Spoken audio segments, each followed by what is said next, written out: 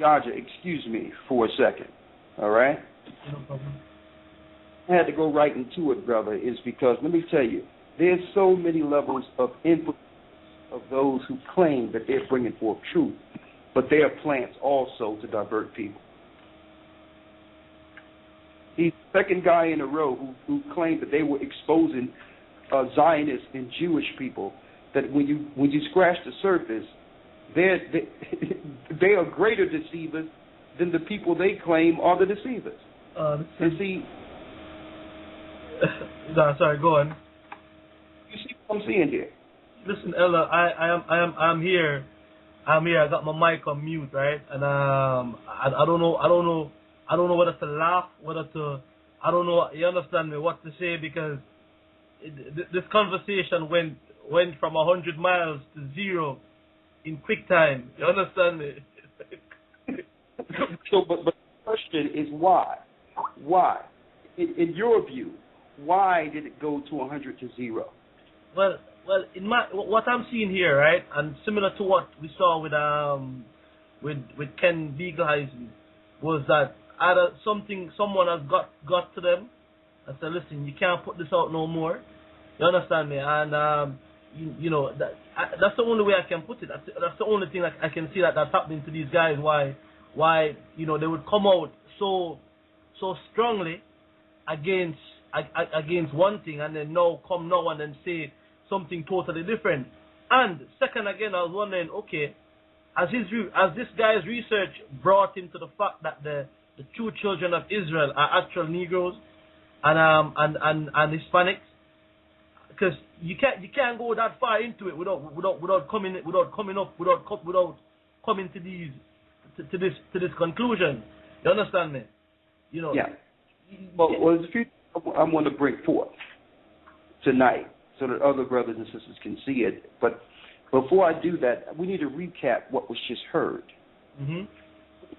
Okay? First off,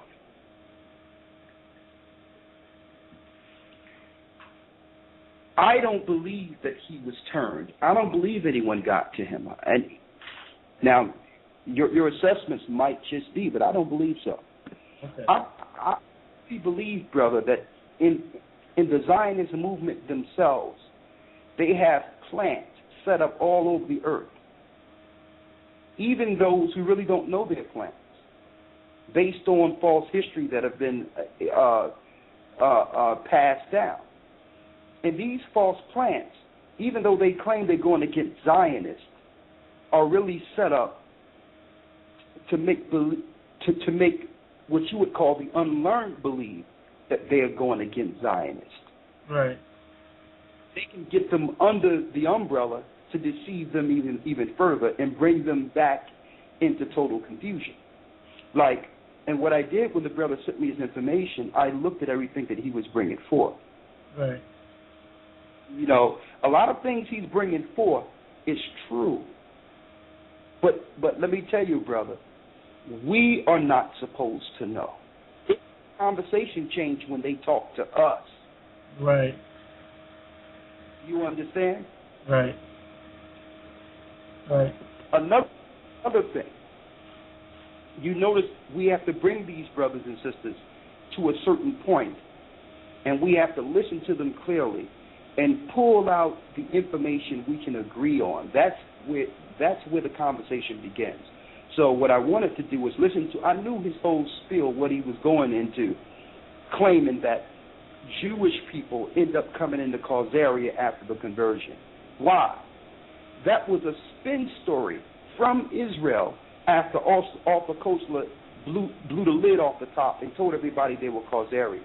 Mm-hmm. So they got together and say, well, okay, let's just say that there was a large migration into Jewish people into Khazarian. Mm-hmm. Therefore, that will topple this history that Arthur Koestler, this foreknown expert, it would totally blow. It would blow him out of the water if we could just say the conversion happened afterwards, and that'll put him to rest. You understand? So right.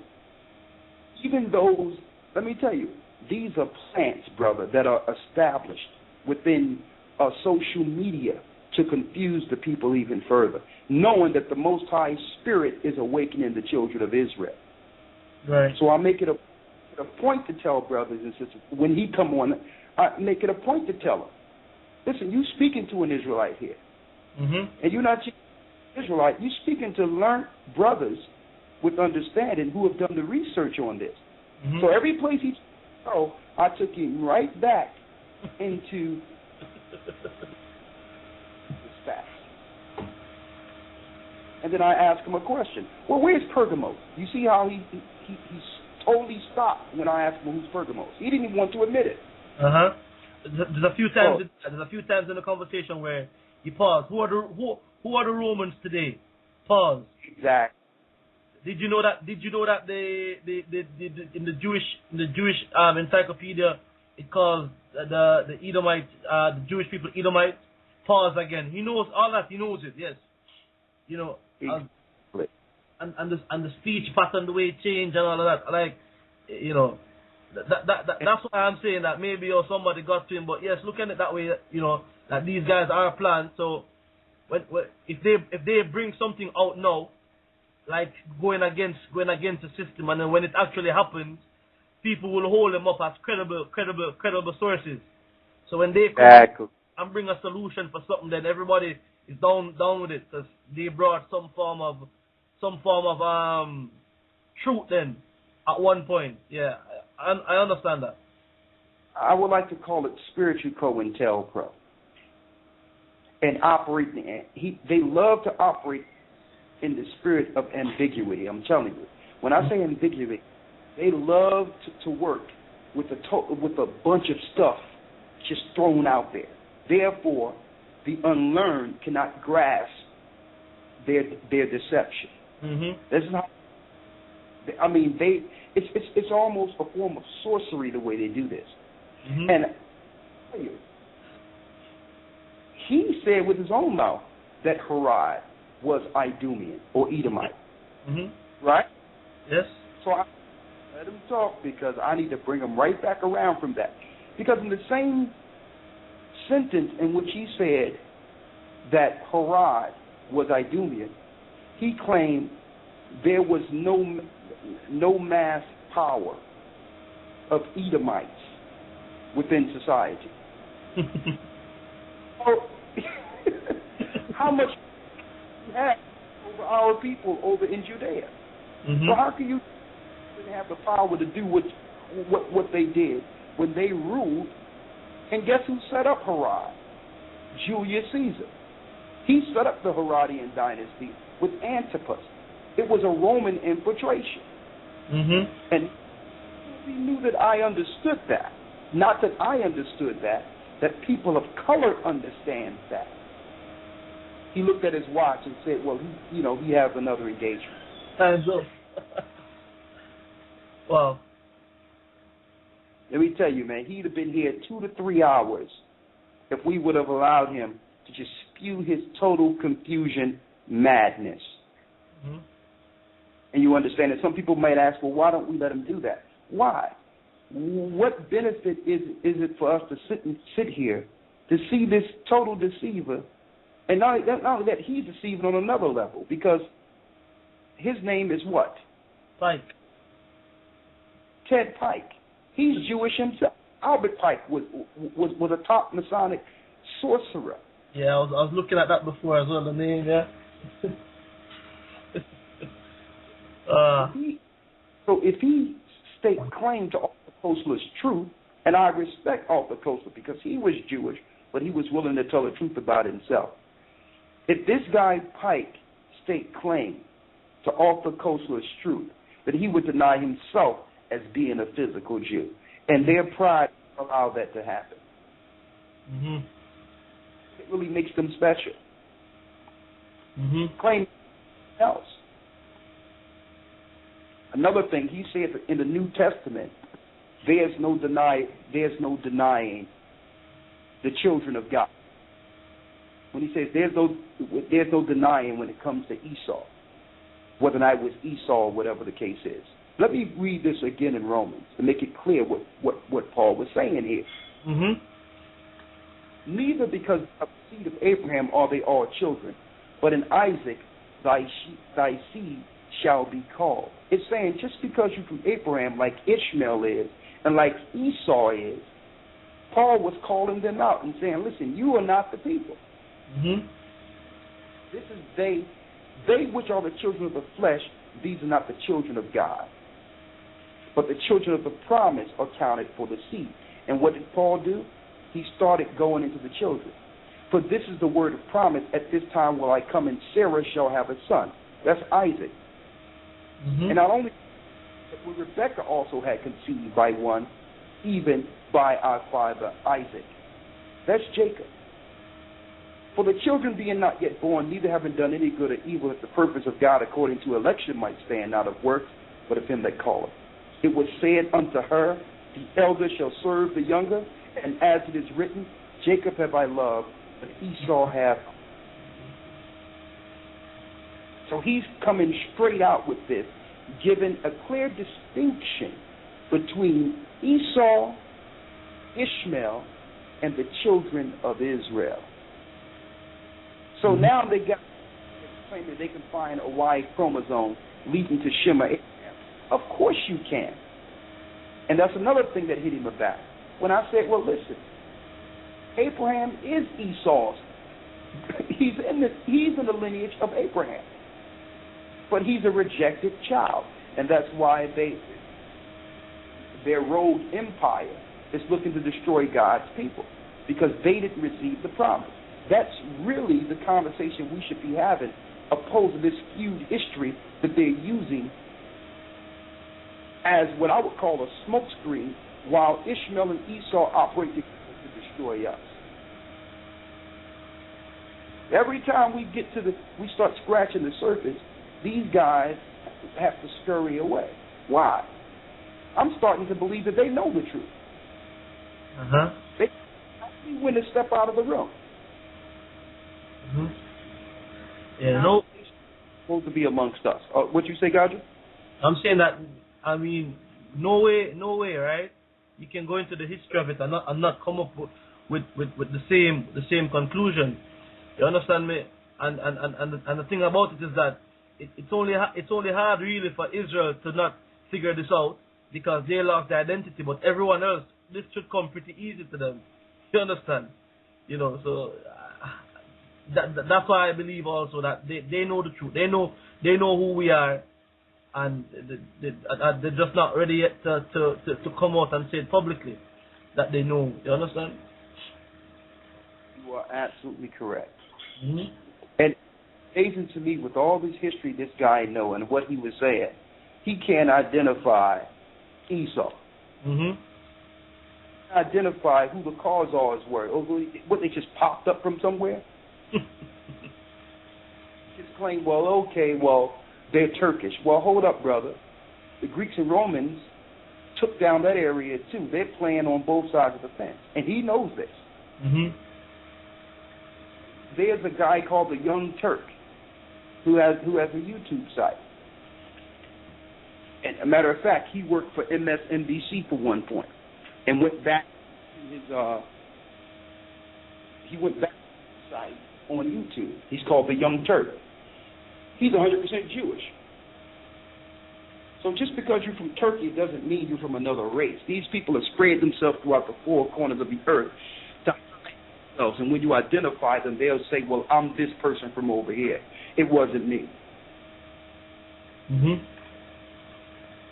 He was even willing to deal with Arthur Koestler's confusion of claiming that the Khazars were Japheth.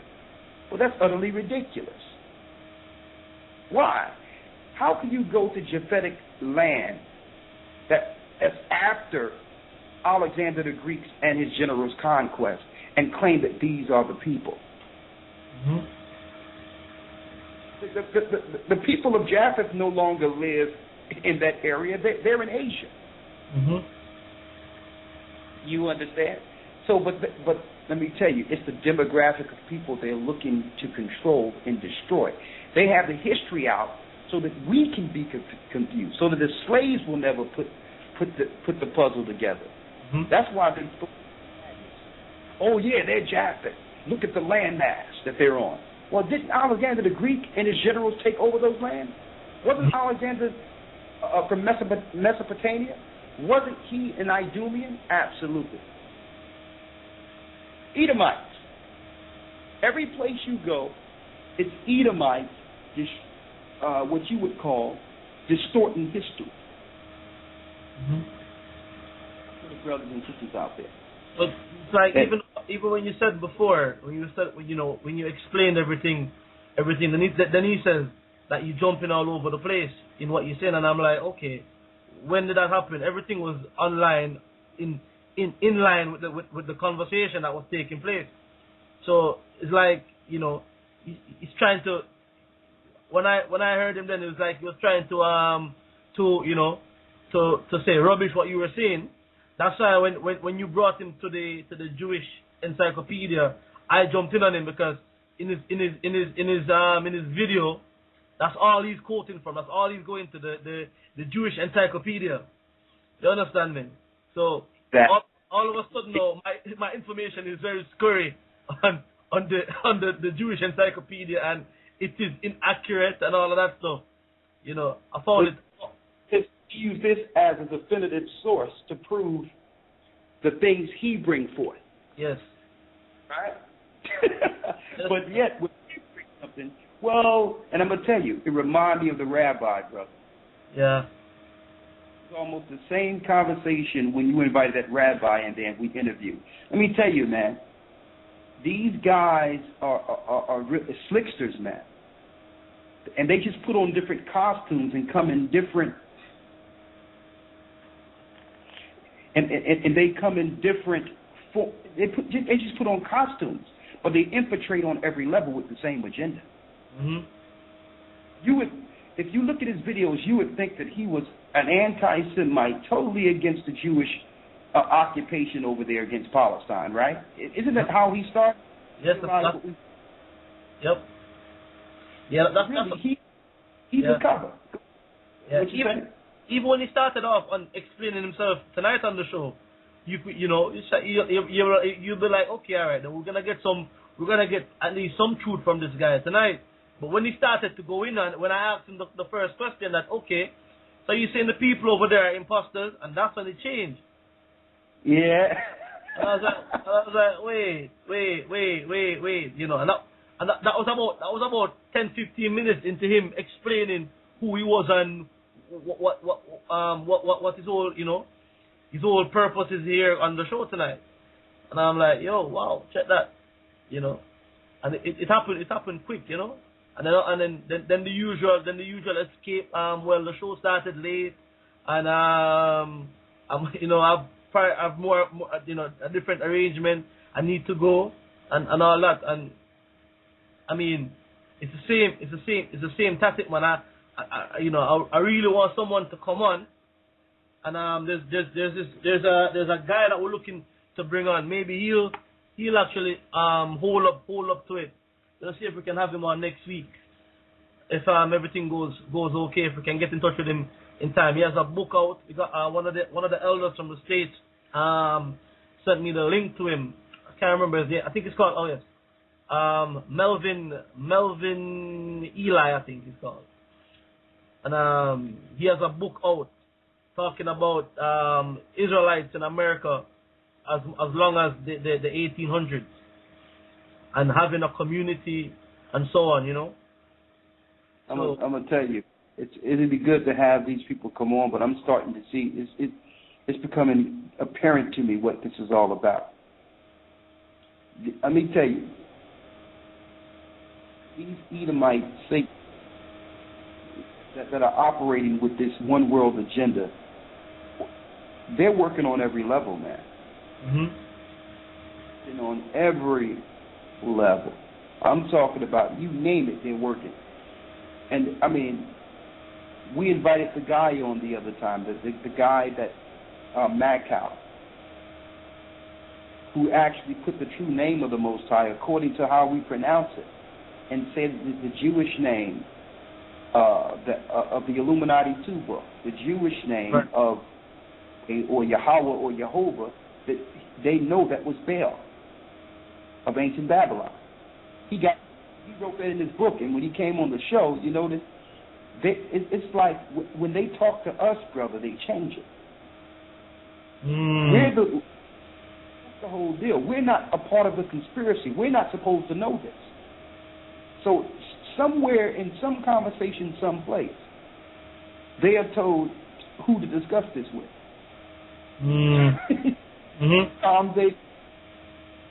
When it says they are confederate against Israel, they together with one consent, saying let's cut them off from being a nation, so the name of Israel be no more in remembrance. Don't tell the Israel this. You can put it out. We've already set the bar with BET and other poor publications where they're totally diverted with what they read. So they're not even interested in information that we can publish it out in the open, because, I mean, what black people are going to buy off of Coastal's the 13th Tribe? I mean, we'll go into a Barnes & Noble and pick up a black novel or something. So they don't expect us to look at history. You don't see us in the history and science and the different areas of the library. So now he's sitting there, and not only that, I'm glad you all set up these appointments like this as far as these interviews, because they're not in a position to even defend themselves when the truth come out. And by them not knowing what's going on, they'll have time to prepare or not come on at all. So I'm glad Aya keeps things based before he invites them, because when they realize what they're dealing with, okay, let me get up out of here. I'm out of here. You go, know that you were from the seeds of Esau. And he was a straight Jewish guy. You're from the seeds of Esau, and we're the children of Israel. You know what? And I am going to send them all the information we need. I'm going to take the email. A lawyer got all the information documented on his computer, and we're going to send him a boatload of information. And you know, and I don't think it'll be anything he don't know already. Yeah, that's how I was just about to say that. Let's see what happens, though. Let's send it to him and see if he'll come back on, you know?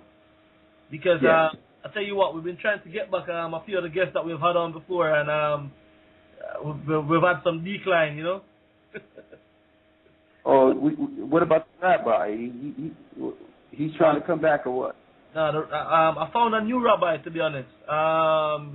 He's what you call an MBE, a member of the British Empire, and he's also a doctor in history. Oh, okay. So I'm trying to set up for him to come on. I was trying to get him for this week, but I'm gonna see what happens. Not next week, but probably the week after, if he can come on, if we can get him on the show. You understand me? He wants to know exactly what we're gonna talk about. So I'm like, okay, just history in regards to the Zion movement and all of that stuff, because I'm quite aware that a lot of Jewish people are not all in favor of the Zionist movement. That I'm leaving it at that with him for the time. You understand me? Just so because I believe if I give him too much information, he won't show up. You understand me? Yeah. And I know that it's big in that community, that there's a radio show on Peace FM, talking about the last interview that we did with the rabbi. So I know that all of them up there clued up about that. So they're very wary of these radio interviews that they agreed to do. Okay. All right. Okay. Well, let me ask you real quick, because I also want to talk. I want to talk about this election for a couple of minutes. But let's bring a few phone calls in a moment, and then we can shift it into the elections and what's going on with the new storm that's coming over there in New York. I spoke to Gabar. He told me that they're preparing for another storm, and there's martial law declared in certain areas. Wow. So I want to talk about that. Okay, all right. But because most people ask me, like sometimes brothers and sisters ask me, like, how did y'all get that rabbi on? That's something that's never happened when a rabbi was willing to come on a show with an Israelite. Right. So what did you do to get him on? Well, I think back then, right? part of the advantage with me bringing the rabbi on at the time was that I really didn't know much. You understand me? Oh. So going to the rabbi, I was able to go to him in a manner that was non-threatening. You understand? I don't believe he for any minute thought that he would have come under any. Okay, I can't hear you here. Hold up, let me check my mic. Can you hear me now? Okay, Elder Rakar dropped. Let's try and get Elder Rakar back. 1 minute. Yes, Elder Rakar, can you hear me? Yes, I can hear you. Okay, cool. We lost you for a minute then. Right. Okay, yes. What you were saying before about how I got the rabbis to come on the show was, like I said, we at the beginning, as you know, I wasn't too clued up as to who I am and being Israel, but I was just coming into that understanding, doing the shows with you. So when I phoned the rabbi up, I said to him, well, listen, I have a man here who claims to be a Jew. And I just thought that, well, maybe you could come and sit down and we can open the table up. You understand me? But I don't think he had any idea of who he was stepping into the room with. You understand me? And to be honest, neither did I. You understand me? Yeah, because really what you were doing at that time, you were on the fence when it comes to the knowledge, right. And you were just, you were just dealing with trying to figure out what was going on. So what better way than to invite a Jew on the show, a Jewish person, to get some understanding here. You invited Christians, you invited Muslims, all different levels of spectrum to see what was true. Yes. And then you brought him on. And I don't know how you did it, but I'm glad you did because it opened up a lot of eyes. As a matter of fact, even someone, a basketball sports star, I'm not going to put his name out there right now. He contacted us personally, and what got him going was the fact that rabbi video. He's a brother that played from a prominent basketball. He's actually basketball star. Wow. And he seen the rabbi video, and he was quite impressed with the truth that's being revealed and the understanding after us sitting with the rabbi. So that was a groundbreaking situation. I don't know a Jewish rabbi anywhere that would sit down with an Israelite. Usually because the majority of Israelites out there have a propensity of cursing people out, right, opposed to sitting down and having a regular intellectual dialogue. You understand? I tell you what, now when I go back now and even and watch the video now, it's like it's amazing. You understand me? It's amazing. I mean, a lot of what was said on the night of the show never really made much sense to me, And one of the things that I'm glad for is that I kept quiet, on the show. I'm really glad I kept as quiet as I could, just so it could have come out. So like now the recording is a very good recording, it's a very good show that one of the guys that we baptized about 2-3 weeks ago came all the way from Spain after seeing that video. You understand me? And that rabbi opened his eyes, and I can imagine it's doing the same for a lot of people out there, Yeah. So, like, praise the Most High, man, we got it done. I'm when I go back and look at it, the Most High definitely had a spirit there in bringing forth understanding. I've never saw anyone of Jewish authority admits the truth about what they really how they feel about Christ. Yes. And that's why when he made that statement, I'm like, I hope every black Christian, every Christian out there is hearing this. Not black Christian, every Christian. I hope you're listening to how Jewish people, the people that are over the synagogues, what they really feel about Christ and what they teach about Christ. They teach that Christ is in hell burning in human excrement, and that Christ's mother Mary was a whore. This is what they teach. Well, I'm interfering. Okay, we got a little disturbance there. Everything is all right? Yeah, it was just coming out a bit through the mic before. But is everything okay? Yeah, it's clear now. It's clear now. I can hear you better now. Okay, all right. There it goes again. Is that through your line or is that through Khazarian's line? Let me see. Khazarian line open. No, there's just two lines here. Me and you here open. I'm not sure where it's coming from. Let me see. Yeah, I could guess where it's coming from. I can almost guess.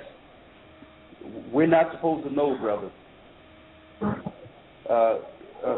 According to the powers that be, we're supposed.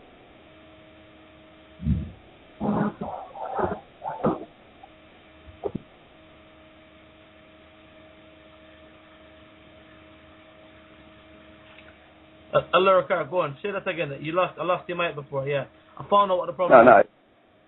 No, it's okay. You got the problem? Yeah, it's solved now. You can just repeat what you just before. Don't worry about it. Let's open it up. Let's hear what the people have to say. Okay, 1 minute. Let's take the first call. The next minute. Okay, we're gonna take Brother Demetrius with a question. Shalom, bro. Hello. Shalom.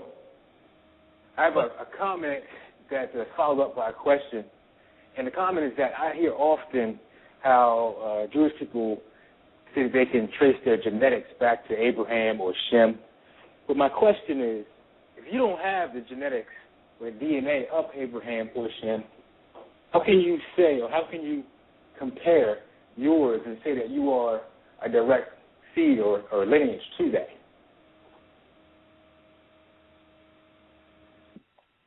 That is a question. Someone needs to ask, well, what is the original specimen that you're using as to trace back to? Who are you using? What DNA? From where? Exactly. See, but they just say those things based on, let me tell you, brothers, and I want to say this to the brothers and sisters out there. They tailor their communication based on the average IQ of our people or the population. The majority of people they would talk to would just bring this forth. I see people sitting at some of their conventions for hours at a time, listening to these people madness and don't even know how to respond to them, and they're realized as uttermost the highest experts on earth, and no one is to question them. Listen, anytime there's a DNA test, even in court, we know through the OJ trial, they usually try to show you an origin of where they're getting this forensic evidence from. And you brought forth a great point. Why can't these so-called people who claim they trace their genes back publicize what the original specimen they're using? They could be using their own grandfather, as far as we know. Okay, so that should be the question. What specimen are you using to trace back your lineage and know that you are the children of Israel? Okay, the brother Demetrius' call dropped. Let's take the next caller. We have Sister Jasmine with a comment. Hopefully, that brother Demetrius can call in again, and we can pick up. Hello? Hello. Okay, I basically just have a reference pertaining to the conversation that you had, like the whole discussion. I just want to say Proverbs 28:1, Elder Ricardo, oh my goodness, you are just like, the Most High is definitely working through you. Like, something led me to you, and all of your information has unlocked so much for me. And I just want to say thank you so much. Like, your demeanor is just so righteous and everything like that. That conversation, that just, my only reference, Proverbs 28:1. I felt I felt that whole discussion, and yes, he didn't want to know the truth. He didn't want to know the truth, and, you know, a lot of them don't want to know the truth, but that's their problem because that's what we're here to do. We're here to tell the truth and wake our people up. So, you know, he's just another stumbling block that, you know, we had to walk over and, you know, conquer, and you did that through this conversation. I'm sure everyone that's listened, you know, took what I took from this conversation, and it was nothing less than righteous. Your demeanor is just so righteous. I'm sorry. I just really wanted to comment and tell you thank you. All praises be to the Most High, sister. Okay, what you got in Proverbs? Proverbs 28:1, my reference was basically, the wicked man flees, though no one pursues, but the righteous are as bold as a lion. And, you know, you stood firm on the Most High's word, and, you know, I you know, see where you were going with it, and he didn't want to hear it. And I just wanted to say thank you for standing firm as a lion's whelp, as an Israelite and as our brother. So that's it. Well, thank you, sister, and spread the word. Israel, the children of Israel are back. Okay. Thank you. Okay. All right. Bye. Bless you. Shalom. Shalom. And one? You notice, again, Gaja, you notice how when they speak of this so-called migration of Jews being scattered, they only talk about European people. Uh-huh. Did you notice that? Uh-huh. The Jews only scattered in Europe. You never hear them speak about any black people that were scattered, that were Hebrews. They only go into European regions. And then when you figure them out, they switch the thing of to cloud people even further, saying, well, we don't know, it may be Japheth, it may be this, maybe that. Anything except you being Esau. Mm-hmm. I mean, I've seen it over and over and over again. And don't tell me, maybe they haven't. And maybe we need to put that out there. Can someone please tell us who's Esau on this earth? And he started pointing to Palestinians. He started pointing. I'm like, oh my goodness. I'm like, if brothers and sisters cannot see the clear deceit here, yeah. And it's always a maybe, or there's some people who believe. I'm not talking about what you believe. What's fact? What do you know? But go ahead, let's open up the line. What you say? That's what happened. I mean, you know, just like the last historian that we had on, you know, he went from, you know, authority to like, well, maybe, I'm not too sure about that in no time. You understand me? It's like all of a sudden, you know, these guys, all the 25, 30 years research that they've been doing just goes out the window, and I'm not too sure. I don't know. It goes to I don't know, you know, and I need to go.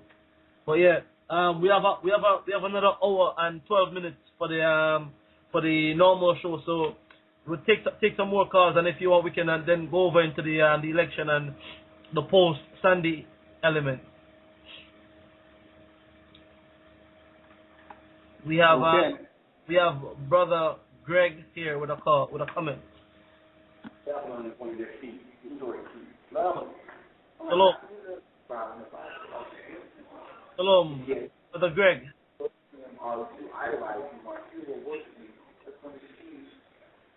Oh, answer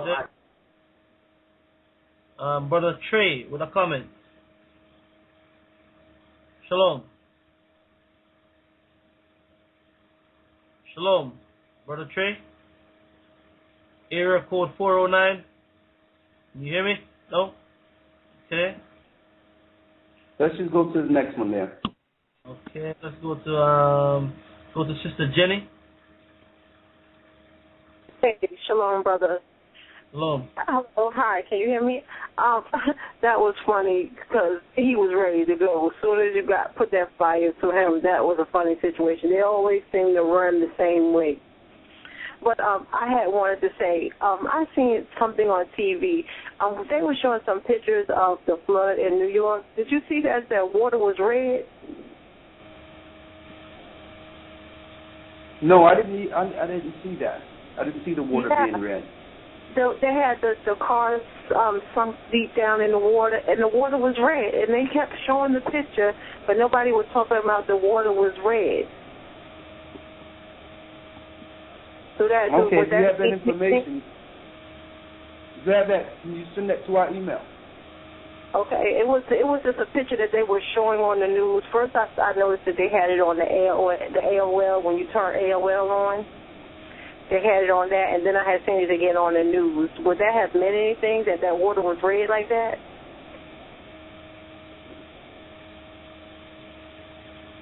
Yeah. Again, sister, I haven't seen it myself, but if you can send one in specific, I'll look at it. Okay. All right. I just wanted to know if you had seen that. Okay. Shalom, brothers. Yeah, shalom. All right. Bless you. Bye-bye. Okay, we'll take another caller. We have Brother Herb with a comment. Yes. Shalom, brothers. Shalom. Can you hear me? Clearly. Yes, I can hear you loud and clear. Okay, great. I just had a comment because, man, it's funny that, you know, every time you start putting a name on these nations of people, the caller, the people that are the guests, and I've been on many of these shows, they start stuttering and being silent because I think they do actually know who they are because it's in their books who they are. So they know, they just don't understand how we know. You know? And exactly. That's funny because when we get the knowledge and we can put names on people, that is such a weapon against the wolf dressed in sheep clothing. You know, because if we got this knowledge and we learn and we dig in their books, because their books are going to tell us who they are, and the Bible as well. And if we could put two and two together with the Spirit of the Most High, we got it. You no longer can they come to us in sheep clothing and wolf's clothing, pretending to be sheep, and mislead us and have a lot of people scurrying around what to believe. You know, it's just amazing, Brother Elder Ricard, that the knowledge that you give and that you encourage us to seek out, it's amazing. And just like you said with the guy, he had said the Pharisees, Christ told the Pharisees that they were of Abraham, and you were like, yeah, that's right. They Esau, you know, that's knowledge, putting two and two together, and and he was silent after that, you know. Like, how would he know this? You know, so they know. I truly believe that. Brother, they definitely know, and those are some good points you brought forth. And I'm going to tell you, I'm glad our brothers and sisters like you are waking up, because, I mean, how can a whole race be extinct? When I say that, they know for sure after thousands of years that they're the Jews, they can't tell us. Where's Esau? Where's Jacob's brother at? Right. They can identify all this history and everyone in the earth, but just one nation, no one can identify. But yet, right. And another point I want to make, Elder Ricard, is that nobody ever gets on the show and identifies who we are, and even not even on the show, but in life altogether. You know, and that's why I know the scripture says that the kingdom is for very few, because these nations aren't telling our people who we are. Nobody's telling us who we are but us who are waking up. You know? These other things, they know who we are. Go ahead, go ahead. Yeah. So I just want to make that statement, Elder, and shalom, and I pray for all the brothers in New York, and that was my comment. Well, thank you, brother, and we're going to put you on hold, put you back in the queue for us. And I'd like to say this. Yes, they'll never tell us. But the question is, and that we should bring to the forefront, is why. You have to realize, brothers and sisters, Christ made it clear when he said, that a nation divided against itself cannot stand. As long as we're divided in understanding and under religion and all these other isms they put out there before us, we'll never come together. Christ said the kingdom cometh not by observation. The kingdom is within you. Why? This is a big why. This is why they don't want you to know. We are a kingdom. And two kingdoms cannot rule in the earth at the same time. Not two powerful empires. That's why. If they start coming out and telling the truth that we, fulfilling the prophecies of Deuteronomy 28 and 68, that the Jews would be cursed and go on the slave ships for a time, if they start going into Genesis 49 showing what will befall 12 tribes in the last days, that about Ephraim, which is the Puerto Ricans, North American Indians, which are so-called Gad, if they start identifying these things, we'll come all together under that same God that destroyed Pharaoh. They're not about, Esau won our kingdom. He wants this earth. This earth belongs to us. And he'll do anything, even destroy it if it means he don't get it. So that's, they'd rather keep the lid shut on this thing, brothers and sisters. That's what y'all need to know, because if they admit this one thing, if they admit that we are the Jews, then they have to admit that everything the scriptures say come with being a Jew belongs to the Jews. Mm-hmm. Okay? Mm-hmm. And so we might look at it as just small historical deficiencies or disconnects, but don't forget, they use our prophecy as a pretext to claim Palestine and to claim Israel. They claim it on the religious side that was the restoration of Israel, even though 90% of the people that went over there to set up that European state were atheists. But they use the pretext or the pretense of a religious restoration. So don't tell me that it's not powerful if you can come together as a nation, because they use that and catapulted themselves to our homeland, Israel. So, of course, they could never tell us that they Romans. Yeah, I mean, every historian I've sat down with they sit down with this pompous attitude, with their chests stuck out, everyone listening to them, their maps and going into different types of history, seems like they're so intelligent. And you ask them one question, it doesn't matter how long they've studied, where's the Romans? All their education goes out the door when you ask them, where is the Romans? Don't tell me the superpower of the earth are non-existent. Don't tell me they just fell off the earth and there's no history of them dying off in a war anywhere. Where are they? And I was perplexed to hear this guy today say with his own mouth that Herod himself was an Edomite. Now, you will never get this information voluntarily from Jewish people. They'll only say it if you know already. Because what is that showing? That's showing Edomite infiltration as a power over the children of Israel before we fell in 70 AD. See, now we can trace these little specks of history and identify who they are. So if the Herodian dynasty end up ruling Israel, that's Edomites claiming to be us in Israel during crisis time. Mm-hmm. So if Christ tells them, ye are of your father the devil, he was pointing to the Edomites who were over the Pharisaical rule, who became Pharisees after Antiochus Epiphanes, before the time of the Maccabees, up until the time of Julius Caesar. Okay? Up until the time of Christ, where Herod was set in place as that serpent to destroy the child no sooner as the mother would bear forth the child. So this was a meticulous setup to have an Edomite in charge of Israel before our Savior coming to the earth to try to kill us. Same way the modern day Romans set up Planned Parenthood in an effort to kill the child before they come into full volition, into full spirit, into full understanding to raise Israel. Same thing. So they're going to tell me they don't know who the Romans are? And another thing, and I know he's probably still listening, Mr. Thyre. Khazar is another word for Caesar. Kaiser which is a Jewish name, is another name for Caesar. Okay? Praise the Most High that the truth doesn't come out. You know what I mean? One thing about a lie, when you cannot cover up a lie for long. The only thing that stands is truth, brothers and sisters. You can't lie for generations without there being some cracks and some chasms in which others who are seeking truth can go back and look and say, well, this is a clear lie here. And if this is a lie, then that is a lie. If this is a lie, then that is a lie. They built their whole foundation on lies. And the Bible tells you that. They're forgers of lies. And the truth is not in them.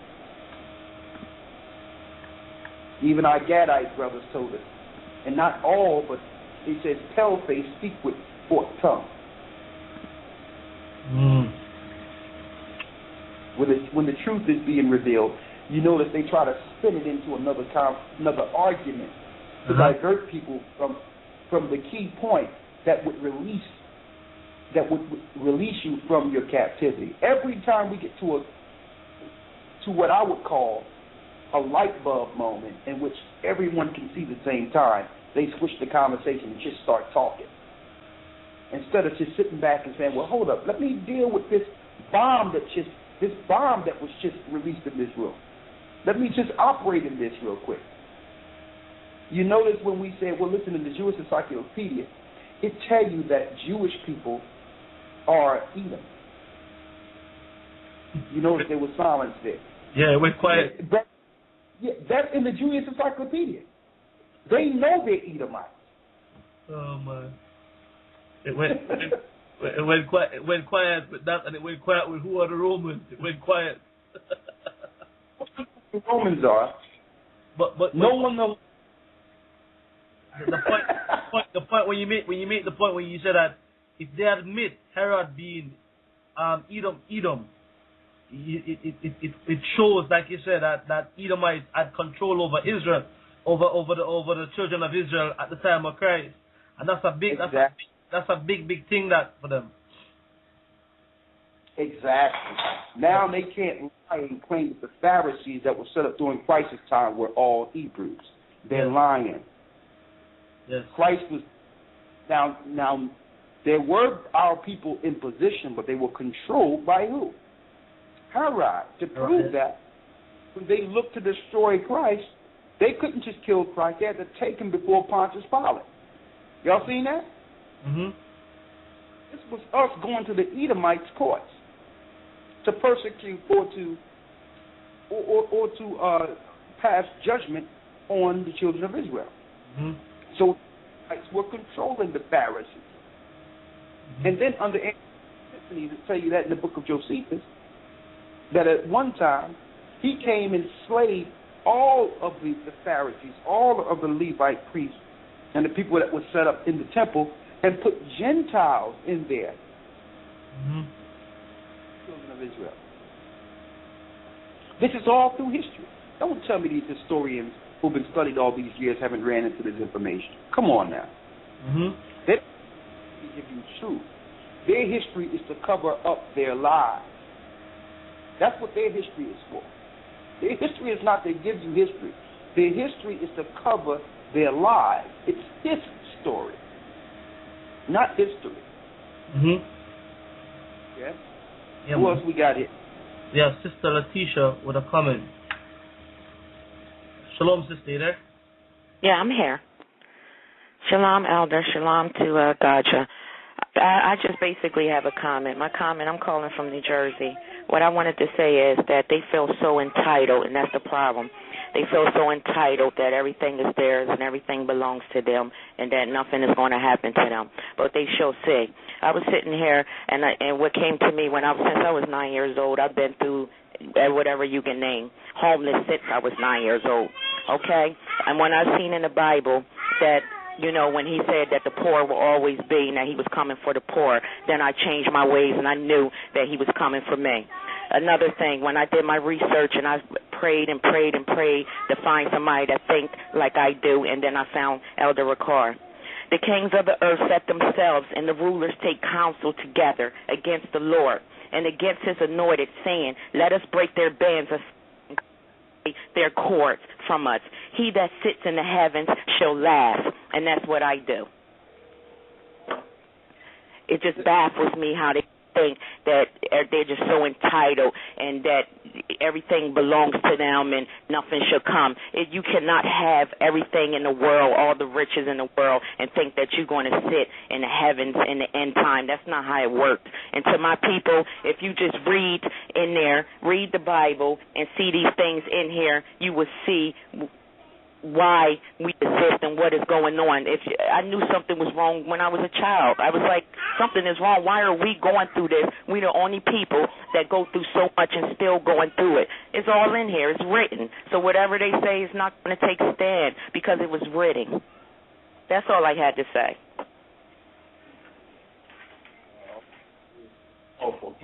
Yes, Sister Man. Answer that. Aloraka, are you there? Yes, I'm here. Can you hear me? Yes, yeah, I can hear you. That's all I had to say. Did you hear what I said? Yeah, I heard everything you had to say, and it's a blessing. And I live in the worst place. I live in New Jersey, and I see what goes on. And nobody wants to listen, or I try to spread the word to my sisters, so forth. Nobody just wants to listen. If you just read the Bible, take a back seat to your husband, and do all these deeds and the Ten Commandments, you will be fine. Nothing bothers me. Nothing. It doesn't work against me. I just smile and keep moving. Nothing bothers me. I'm at peace. Man, that's a blessing. Since I was young, young children used to come up to me and say, you go through so much, and I'm still standing. I have to say, hey, it's fine with me. Don't you feel sorry for me. One time I was in the supermarket, and I heard Edomites and people with Edomite spirits talking, and they said about the blacks, they say they go through so much. Why they always homeless and without this and without that? And I turned around and I said, don't you feel sorry for me. I feel sorry for you. Let me ask we don't need your pity. What part of New Jersey are you in here? I'm in the borderline of Camden, New Jersey, and I'm from Camden, but I'm in the borderline between there. Okay, so you was in a pretty good place for the storm. Yeah. But since I was my mother had me at an old age, at a very older age, and she always raised me with the Bible. Even when we had candles lit in the dark, she always had the Bible out, and she always just taught. She installed that in me since a young age. So she always, when she was gone, I always knew where to go. Even when I get upset, I know you're not supposed to get angry. Sometimes it attacks me. I get angry about the way things are, about how our people is, and they won't listen to me. And if they just come together as one, we'll be fine. And I just go read the Bible, and and I'm at peace again. Well, that's a blessing, sister. Just hold on. We'll all see Zion together. Oh, I'm fine now. I'm blessed with a husband that loves me, and I'm still pretty young, but I have 2 children. I have 1 on the way, and we're doing fine. It's just us, but we make it through. When we was in this storm, the storm literally skipped my house and went to the next house, literally, and I was on my knees at the time it happened. Well, that's a blessing, sister. Okay. Well, we're going to put you in queue, and we're going to say thank you, sister, and you continue to do what you're doing, okay? Okay. Blessings. Shalom. It's powerful. Yeah, man. Okay. I guess this is where we can segue into the storm. First and foremost, you know that there's not too much conversation on the election because I told y'all a couple of weeks ago it's total garbage. Barack Obama is your guy. I don't even get involved in trying to even get into the hype of it at all. It's total madness. I mean, this election, number one, you don't need machines. I mean, you can take a crayon and everybody can mark on the crayon on a piece of paper and count. A line. All right, you can put a piece of paper in, like they do in other countries, for a vote if you wanted a righteous vote. So it's total madness. When they seen that black people and minorities could sway the national agenda, when black people got the right to vote, they came up with the Electoral College, which means your vote is not counted. It's the Electoral College votes that choose the president. They did that so that now that black people got the right to vote, you still don't have a right, because they can sway the vote at any time and they did that by switching the electoral process. Second, all right, these people are Masons under Satan and are controlled by the Romans, whom we've spoken of earlier. All right, you don't have no choice. So I said it a couple of weeks ago. Barack Obama's your guy. You got the storm. The storm came that changed the whole topic. It went from the election to Hurricane Sandy. The fact that Barack Obama lost every debate he was in during this whole process wasn't a topic of discussion. When Barack Obama first was running, you couldn't see enough of him on TV. There was nothing got in the way. Why? Because people were so tired of George Bush and his madness. So he just came in with the wind in his sails because of how bad George Bush was. So now you vet no more, because everyone knows that, okay, this guy, he's no different. He's a deceiver. So let's bring a storm and let's divert everybody with it.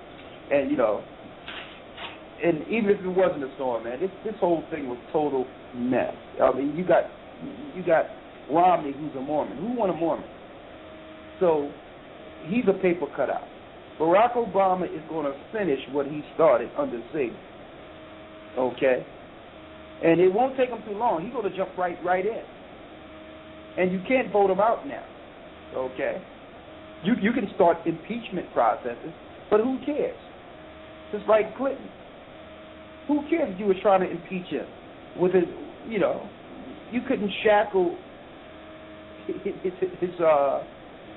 you couldn't shackle his political position on him passing legislation for the Zionists. So who cares if you impeach him or try to go against him? He's not going to be voted in again anyway. So get ready for it's about to get real, real crazy. Every executive order that Barack Obama signed into law will be executed within this administration. Take this little piece that I've just put out there and download it to your computers or whatever, and just remember that was told to you. Every executive order he signed in, and if you want to know listen, you don't need a crystal ball for this. If you want to know what he's going to do, go to Google and type in executive order signed by Barack Obama. And every executive order he signed is what will happen. That's talking about the National Defense Authorization Act. Okay? They're talking about rounding people up and putting them into camps. That's talking about the government going against its citizens. On and on and on and on. That is what's about to happen in this earth today. All right? So, I want to put out there for brothers and sisters who are in the storm what's going on over there in New Jersey. Tell us what's going on. And I would also like to hear your opinion on this so-called, this clown show we call elections. All right? So, guys, are you with me there?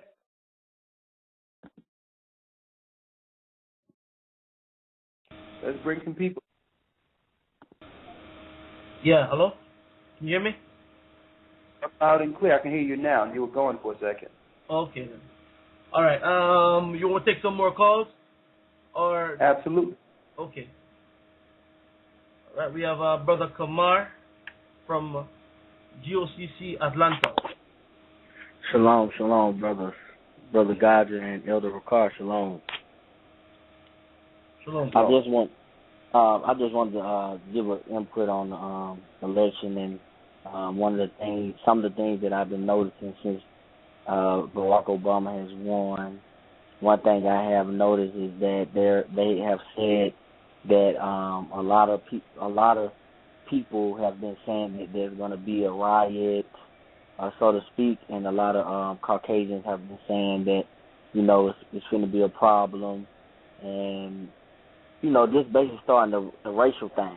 You know what I'm saying? Because apparently a lot of them have been upset because he won again, and they about to go on a protest. Like one of the brothers in the church was just showing me a article where down in Ole Miss, at the college in Mississippi, they've been protesting. They was protesting the election. And another thing that I caught was that I remember last week you were saying that they had flashed on the screen where you were that Obama had already won and gave out his count. And I was on YouTube, and a brother by the name of Forerunner, he showed how CBS 2 weeks ago here in America did the same thing. Flashed on the screen that Obama had already won.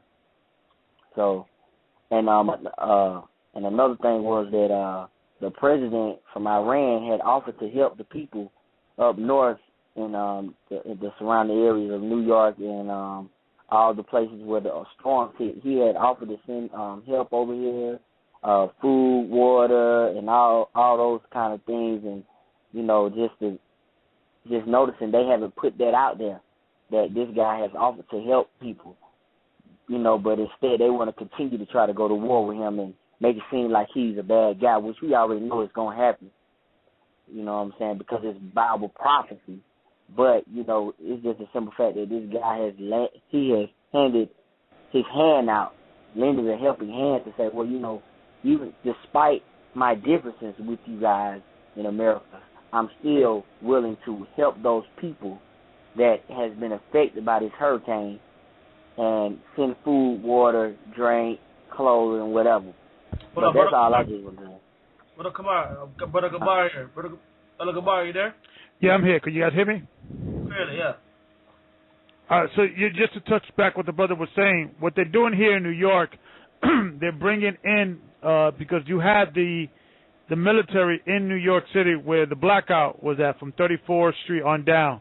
And because we have the northwestern storm coming in now, right now there's, I'm looking outside, there's like about at least 3 inches of snow, and it's a pretty heavy snowstorm. They closed in certain parts of the Bronx and certain parts of New Jersey and certain parts of Long Island that got hit. The military is here. We have seen brown military trucks. I have a brother by the name of John who's in New York. He called me. He saw some military presence closing in streets in Mount Vernon. So I think what they're doing is anytime and every time there's any form of storm or any form of crisis, they're going to bring in the military to have New Yorkers acclimated into seeing military when you see these type of tragedies. And, of course, you got the HARP system, so they could create a tragedy if they need to. So we've seen that a lot now. What I'm telling all the brothers and sisters in my congregation in New York, if you see any military personnel, just go up to them politely. You should record. You should have your phone on your hand, and these days you could have the phones recording things just by holding them and just put the record button and just ask them politely. Why are you here? Why is the military necessary? And just have them talk and just at least videotape and put a post it up on YouTube. That's what I'm started doing. If you could go to Gocc NYC, you could see I post some videos up when the gas pump started coming into the Bronx, and these lines were literally 3 or 4 blocks long, and you can still see lines today, even now, because gas is still coming in slowly. So just to basically. Everybody's fine in New York. Everybody has light, electricity. Their sister in New Jersey, Sister George and Aaron, they got finally got light last night. They were the last, Monday night. They were the last of, the Mohegans that didn't have light within the body of the Gocc New York. But everybody's fine. so basically it's just waiting out this storm and see what's going to happen. Everybody gassed up. I gassed up. Just in case we have to, get out of here.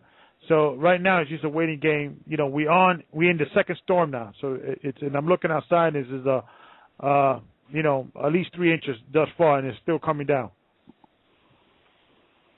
Well, brother, I would like to say, first of all, praise to the Most High that you all are safe, and you all are doing a great job for the Most High as usual. But I would like to say this, brother. Y'all got to be careful when it comes to these biological things too. I think this thing is going into another level, and I noticed that there was some type of foam condensation as a result of this last storm. It was like foam, debris that was developing on the shores, and who knows what they're spraying in these storms. So, I mean, who knows whether or not that snow coming down is regular snow? Right. Well, and what I'm telling the congregation. Yeah, what I'm telling the congregation is to, and then Dr. Truman Burse is calling me because everybody's calling him from Colota Silver Water. So I told everybody to take that, stay off the streets. I gassed up today, so I'm not going to go to work tomorrow due to the storm. So I'm just going to stay in. We're still waiting whether the schools are still going to be open. So right now we're looking at the news. We'll know by tomorrow what's going on in regards of the schools and things and what is the damage, so to speak. So everybody is taking Colota Silver Water to stay healthy in the immune system and really, just staying off the streets. Okay. Yeah, I got some colloidal silver here, and I'm going to get some more. And I'd like to say also, brothers and sisters, be careful because, usually Satan through his programs tells the people what they're going to do next. And, we're really looking for some type of biological weapon used against us. And they'll use storms to carry this stuff. You understand? They're going to spray the clouds with all these different agents, these diseases, now that people are smart enough not to get vaccinated. So they're going to start putting these things in the cloud and spreading them through chemtrails, and this stuff will be coming down through storms.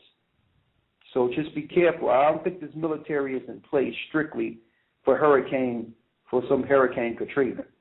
Hurricane Sandy. This is a planned event that's going to catapult martial law. And martial law has already been declared in some areas. Is that correct? In your area, down there in Jersey?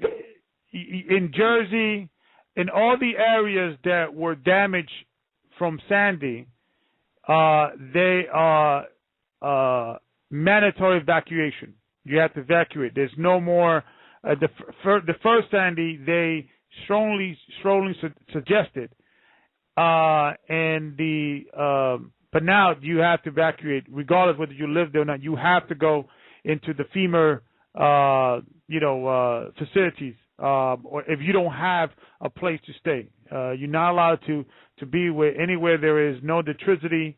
Because sometimes you might have these older people that just want to stay in their homes and they don't want to move, or people that just want to rough it out, things of that nature. Their evacuation mandatory. There is military. A brother in Mount Vernon saw a truck. In the Bronx, it didn't get that hard, but we are seeing military presence. I told everybody, if you see any military presence, film it. Make sure you're in a safe distance. Just make believe you just making a phone call, and you could just type. You could record things. But there is much more a heavy military presence in Brooklyn, in New York City, Staten Island, New Jersey, in a certain area. Yes, there is mandatory evacuation. That's deep. Well, I'll tell you this, on the cusp of what the brother just said coming in, how they are prepping this thing on the racial lines to make people believe that whites are going to do something, blacks are going to do something. That's all germinated through the media. I'm going to say this. They know it's going to come a time in which there will be a scenario in which poor people are being starved out. Whether it be disaster, no matter what it will be, through martial law, you starve people out. They're going to they're going to go to places in which there's food. And the so-called, what you would call libertarians, or the liberty seekers are preparing themselves to say, well, I'm going to protect my food in a time of crisis. And if they come over here, we're going to put them down. This is all germinated through the government. So, I mean, I don't think there's anything we can do. But one thing I said, maybe that's why the Spirit was on us a couple of weeks ago talking to you all online, saying, listen, put at least 2 weeks of food up in your house and have a network already put in place to know what to do in case of an emergency, and have some people that are established who go out to check on others so that everyone is not on the streets during a time of total chaos. So these are the things that must be executed immediately, because what I'm going to do is I'm going to try to take whatever, because we have a small treasury here in New York, and there is solar power charger phones, and that was the biggest problem when the lights went out. Once the batteries were on, there was no means of communication, and they couldn't go in the street because the Con Ed, it was no, communication. And if they had an extra battery or have battery power, they'll be able to communicate. So I'm going to try to buy solar power charger, which is like, and I'm looking at different. They're pretty expensive, like about $20-30, but I'm trying to get a few dozen and just give it to people there, especially the people who need it, the elder sisters, the sisters that live by themselves, people that are far away and perhaps cannot run to a payphone, or maybe may go to a family member. I'm going to try to distribute those because that was the biggest problem that we had. People just didn't have no batteries to communicate. So we're going to try to do that, and we're already on it. We already have the food and water put away for emergency. So we have emergency steps and preparing for that. Okay, great. Praise the Most High. All right, so let me ask you a question. How did they deal with the voting scenario in New York? Well, there was maybe, there were many schools, because most of the voting is going in schools, and sometimes it's certain next to prisons. And but the majority of the schools that were hit, they were closed. So they had to, they used many of the project housing developments, the community centers, and they just kind of worked around it. There were rumors that there were a high level of police within these voting sites due to the fact that, I don't know if you guys saw the video, Michael Moore, the left-wing so-called activist, was preaching or saying that if Obama does not get elected, black people should riot. And that was their concern. And the reason why they were saying that, because all the polls were saying that Obama should win not only the popular vote, but the electoral vote. And there's no reason why he should lose. It should be a close race, but there's no reason why he should lose. So if he loses, is a setup, and we should riot. And you have Michael Moore leading this fight and saying that if Obama will lose, there's going to be riots. He did win, so there was no riot. So that was a concern with that. Other than that, it went pretty smoothly. Okay. Michael Moore is nothing but a Zionist plant that's used to stir up racial divide. Right. He comes off some liberal. He's no liberal. This whole liberal movement is against our people.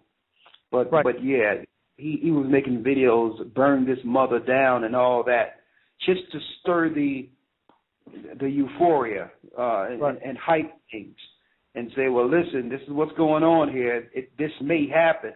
So even if it don't happen, what you have in place is military now in areas and otherwise they wouldn't be in those areas. Now they're in these particular areas just in case. This is another way of deployment and have people think that it's because of that there's reason to have military presence. Exactly. And it's forts. It's really a military forts that are being established throughout the whole United States for martial law. Yeah. And this one thing that I don't know if everyone noticed. You notice how the news was saying that these were war zones? Right. When Sandy hit, they were calling them battle zones. Yeah. Did you see that on the news? Yeah, and I came home pretty early because the storm started around 1 o'clock. So I called it a day. I called my boss. I'm out of here, and he was leaving as well. So when I was watching these Ellen DeGenerate, these talk shows, and they had different stars and things of that nature, and they were saying that the first storm last year there was a storm that they were propping up. I forgot the name of the storm of last year.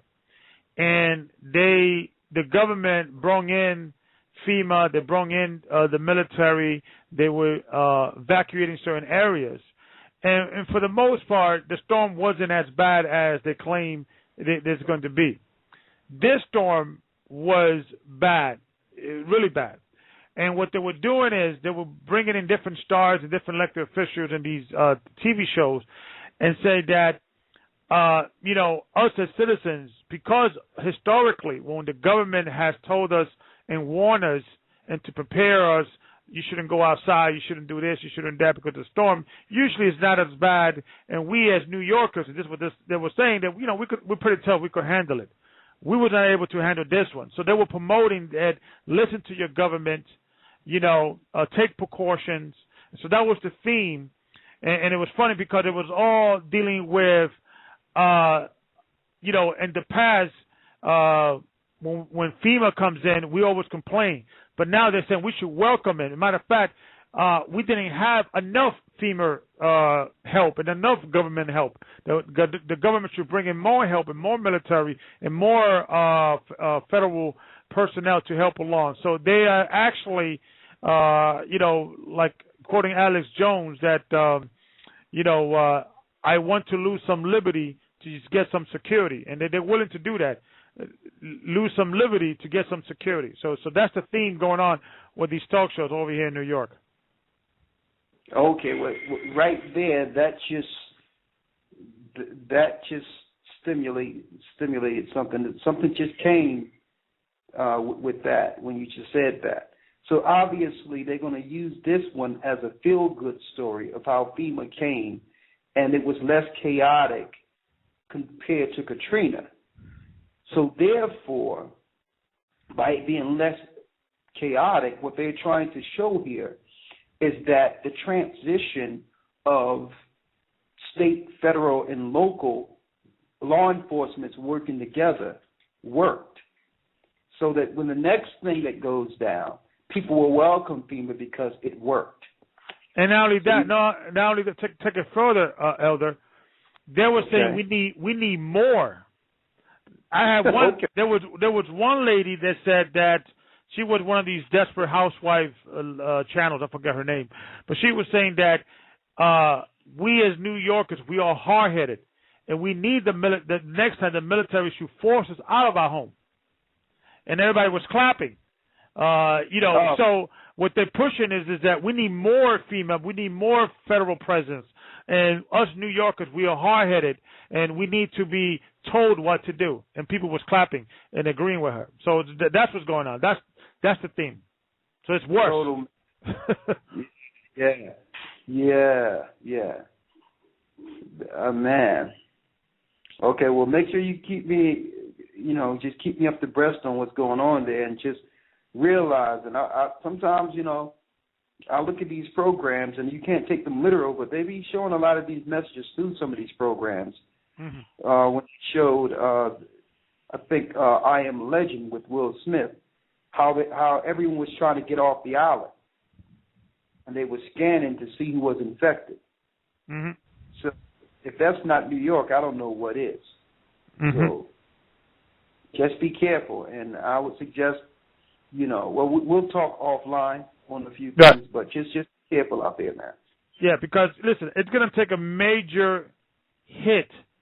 See, the federal government understands the New Yorkers. We're very vigilant and we're very stubborn, and it's going to take a major destruction to humble New Yorkers and people from New Jersey to obey authority. So they understand that. So I think that's what they're doing. I think they're wrapping up FEMA. I mean, they're wrapping up the HARP system, and I think you're going to see more of that, of just basically people saying, help us. Yes, tell us what to do. Tell me what to go. What shot should I take? So I think, they need to really hit New York hard to humble New Yorkers of submission. So I think that's what they're wrapping up. And something else is coming. That's the only solution to really humble down New York, because any other, you're talking about, it's estimated over, I think, 600 million guns, illegal guns, illegal guns in the United States. I think it's over 200 million illegal guns in New York alone. So they know the only way to really humble New York, they got to get hit hard with some major event. So I think that's the next thing that's coming. Okay. All right. Good. Yeah. Okay. Well, just keep us informed. The last thing I wanted to ask you is, so what is the brothers and sisters' reaction to? What's the brothers and sisters' reaction to Barack Obama right now? Well, everybody's happy, of course. Everybody's expected. Like I said, the big thing was, and what the theme of was that if Obama loses, there's going to be some problem. He didn't lose, so now everybody's fine. Hold up. One sec. I'm getting messages here that there's no broadcast going on. On the link. I'm hearing that there's no broadcast going out on the link. Hold on. Can someone check that with that for me, please? That we're broadcasting. I see we fine in my end. Okay, El Ricard just dropped out, right? No, I think they're saying that the broadcast is only coming from Skype. That the link has dropped altogether.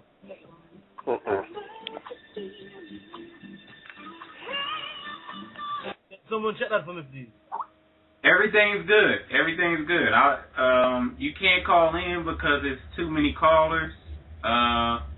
Okay. Okay. Wait a second. There is something wrong. I think you have to refresh. Right. F5. Let's push F5 then, right? And refresh it. Yeah, the link. Yeah, the thing. Give me a second. Yeah. Okay. Yeah, it's good. I think we lost El Ricard as well. Let's see here. I can still hear you fine. I don't see El Ricard on. Yeah, we lost El Ricard on the queue. Yeah. And then, okay, he may have to come in through. Yeah, he's in the queue. He's in the queue right now. Let me see. Let's get Yeah, he could. Well, the question is, I think we over the limit of callers because it's up to 100, and he may not be able to call in. No, he's in the queue at the minute. El Ricard is in the queue. Just Brother Azariah could just bring him up.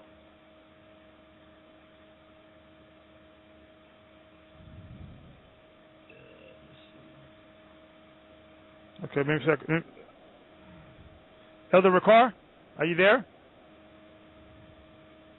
Elder Ricard, are you there?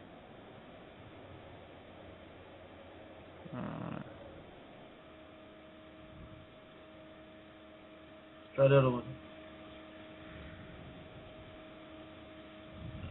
Elder Ricard, is that you? Yes, I'm here. Okay, cool. Okay, what happened there? I was just gone. Yeah, the queue is a bit full at the minute. and we had some problems with the Skype link. With the Blog Talk link. So okay. Were texting me that they can't hear. They lost the show altogether. But if you're there, if it happens to you, just click the F5 button and refresh the page. Okay. All right. So you was mentioning before I was cut off. Someone was saying something about Barack Obama. About what is the response from the people? Well, like I said, he won, so there's not much. Everything pretty much went back to normal. They're bringing back their attention back to the storm.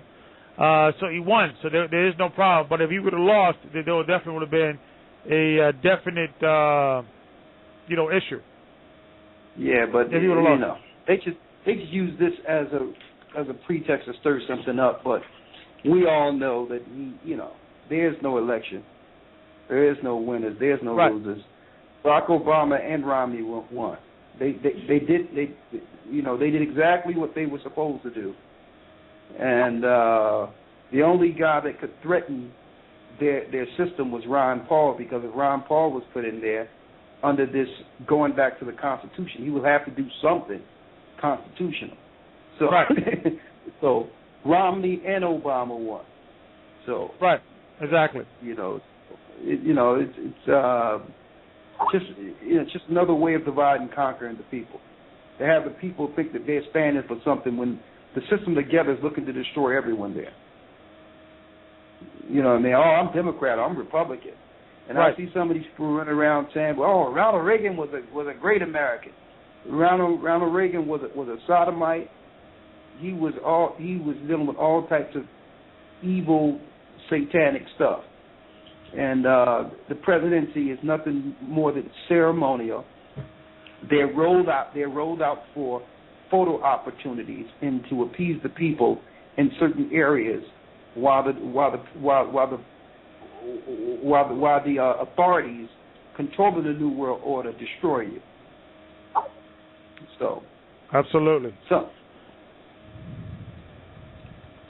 Absolutely. Well, so I know there's a lot Go ahead, brother. Yeah. Dodger was asking me, am I able to hook up Ustream so we're going to overtime? I could probably do that.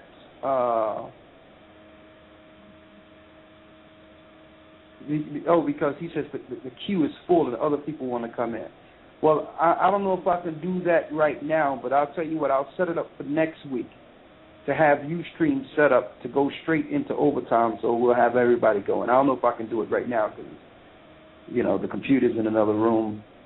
Right. Yeah, because you guys have 17 or less than 17 minutes or 17.52 seconds until the overtime.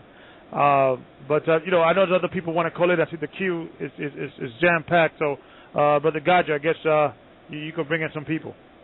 Okay, I will do. You know what I can do? Yes, let me set up Ustream here, and I'll just keep the audio. I'll do it under audio. One moment.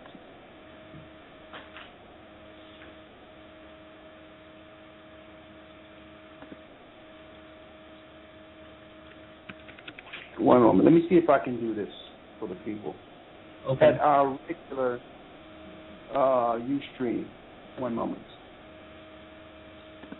And this is for the people who are listening via the link. We'll see if we can put one for the overtime, because you won't be able to follow the show into the overtime, being that the queue is full.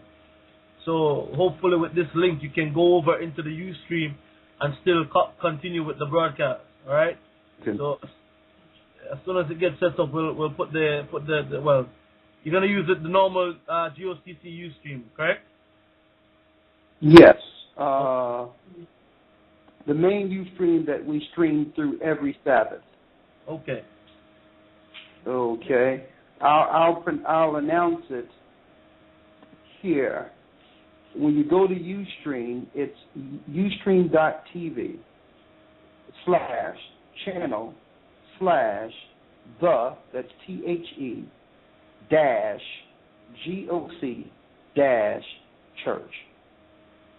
Ustream.tv /channel /the dash GOC dash church.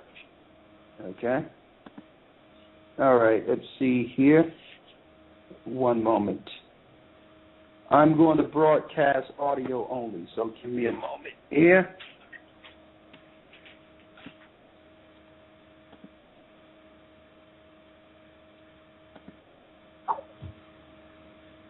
Okay, can you all hear me?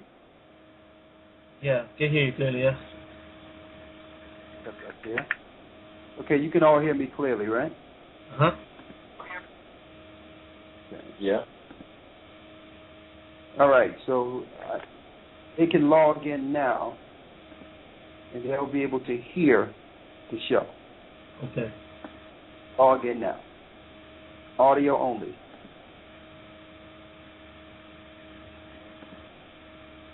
Okay, and that therefore I'll have the chat up. Any additional questions? Or I'll have the chat up.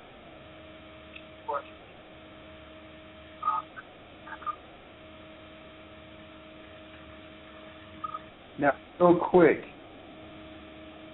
Yeah, I was hearing some feedback. Okay, it's good. So they'll be able to hear the show directly through my computer. Yes. Well, what you could do, Ella, is turn the volume down and that link that you have open there now. Well, I really can't. So if someone can put on some headphones, because I they can hear You're breaking up, man. Can I hear you? That's fine. One moment.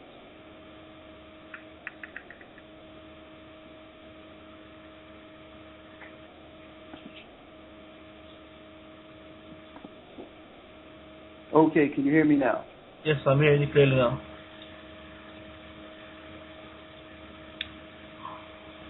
George, is this better? Yeah, it's a lot better now. I'm not hearing that feedback from the link before. Yeah. Okay? And say again? Can you hear me clearly? I'm hearing you now, yes. All right, good. All right, let's go. Okay. All right. Let's take another some open the line for callers for some more calls. Excuse me. We have 13 minutes left to the overtime. Now, if you want to continue with the show, you're gonna have to go over into the Ustream link this week. Why? Because the queue is full and you won't be able to call in and continue with the show in the next 13 minutes. Okay? So go over to the Ustream channel and you'll hear the audio going forward for the people who are listening via the internet. All right. Okay. Let's go to the next caller. We have brother Raj with a question. Hello. Hello, brother Raj. Yes, brother Gaja. Shalom. Shalom. Yes, I just want to give thanks, for the good work, man. This is Roger, the brother who spoke to you last time about Carnival. Yes, brother. How you doing? I'm all right, man. Everything good? Yeah, man. Everything's blessed, man. Praise the Most High. All right, yeah, man. Praise the Most High, Keep up the good work. You, Brother Raka, Brother Goba, all the brothers that have the show running, right? Again, usually when I listen to the show, I just listen, and I get a lot of information where I don't need to ask any questions. When I do try to get in the queue, I ask a question that I just want to resolve on my own from the brothers so I can move forward in what I think is right about the question. So I'm just going to say my question is on Revelation chapter 22, right? Revelation chapter 22. It's verse 1 and 2, right? It was talking. I'm just going to read it real quick. It says, "And he showed me a pure river of water of life, clear as crystal, proceeding out of the throne of God and of the Lamb," verse 2, "in the midst of the street of it, and on either side of the river was there the tree of life, which bare 12 manner of fruit, and yielded her fruits every month. And the leaves of the tree were for the healing of the nations." Now my question is, by reading 1 and 2, does that mean in Revelation chapter 22, verse 1 and 2, does that mean that the children of Israel are the 12 manner of fruits, right? And that means that the nations, which are the Gentiles, are not even from the tree, but the leaves of the tree is actually a healing for them? No, it doesn't mean that. That's why I went away from the topic to find out. No, it doesn't mean that.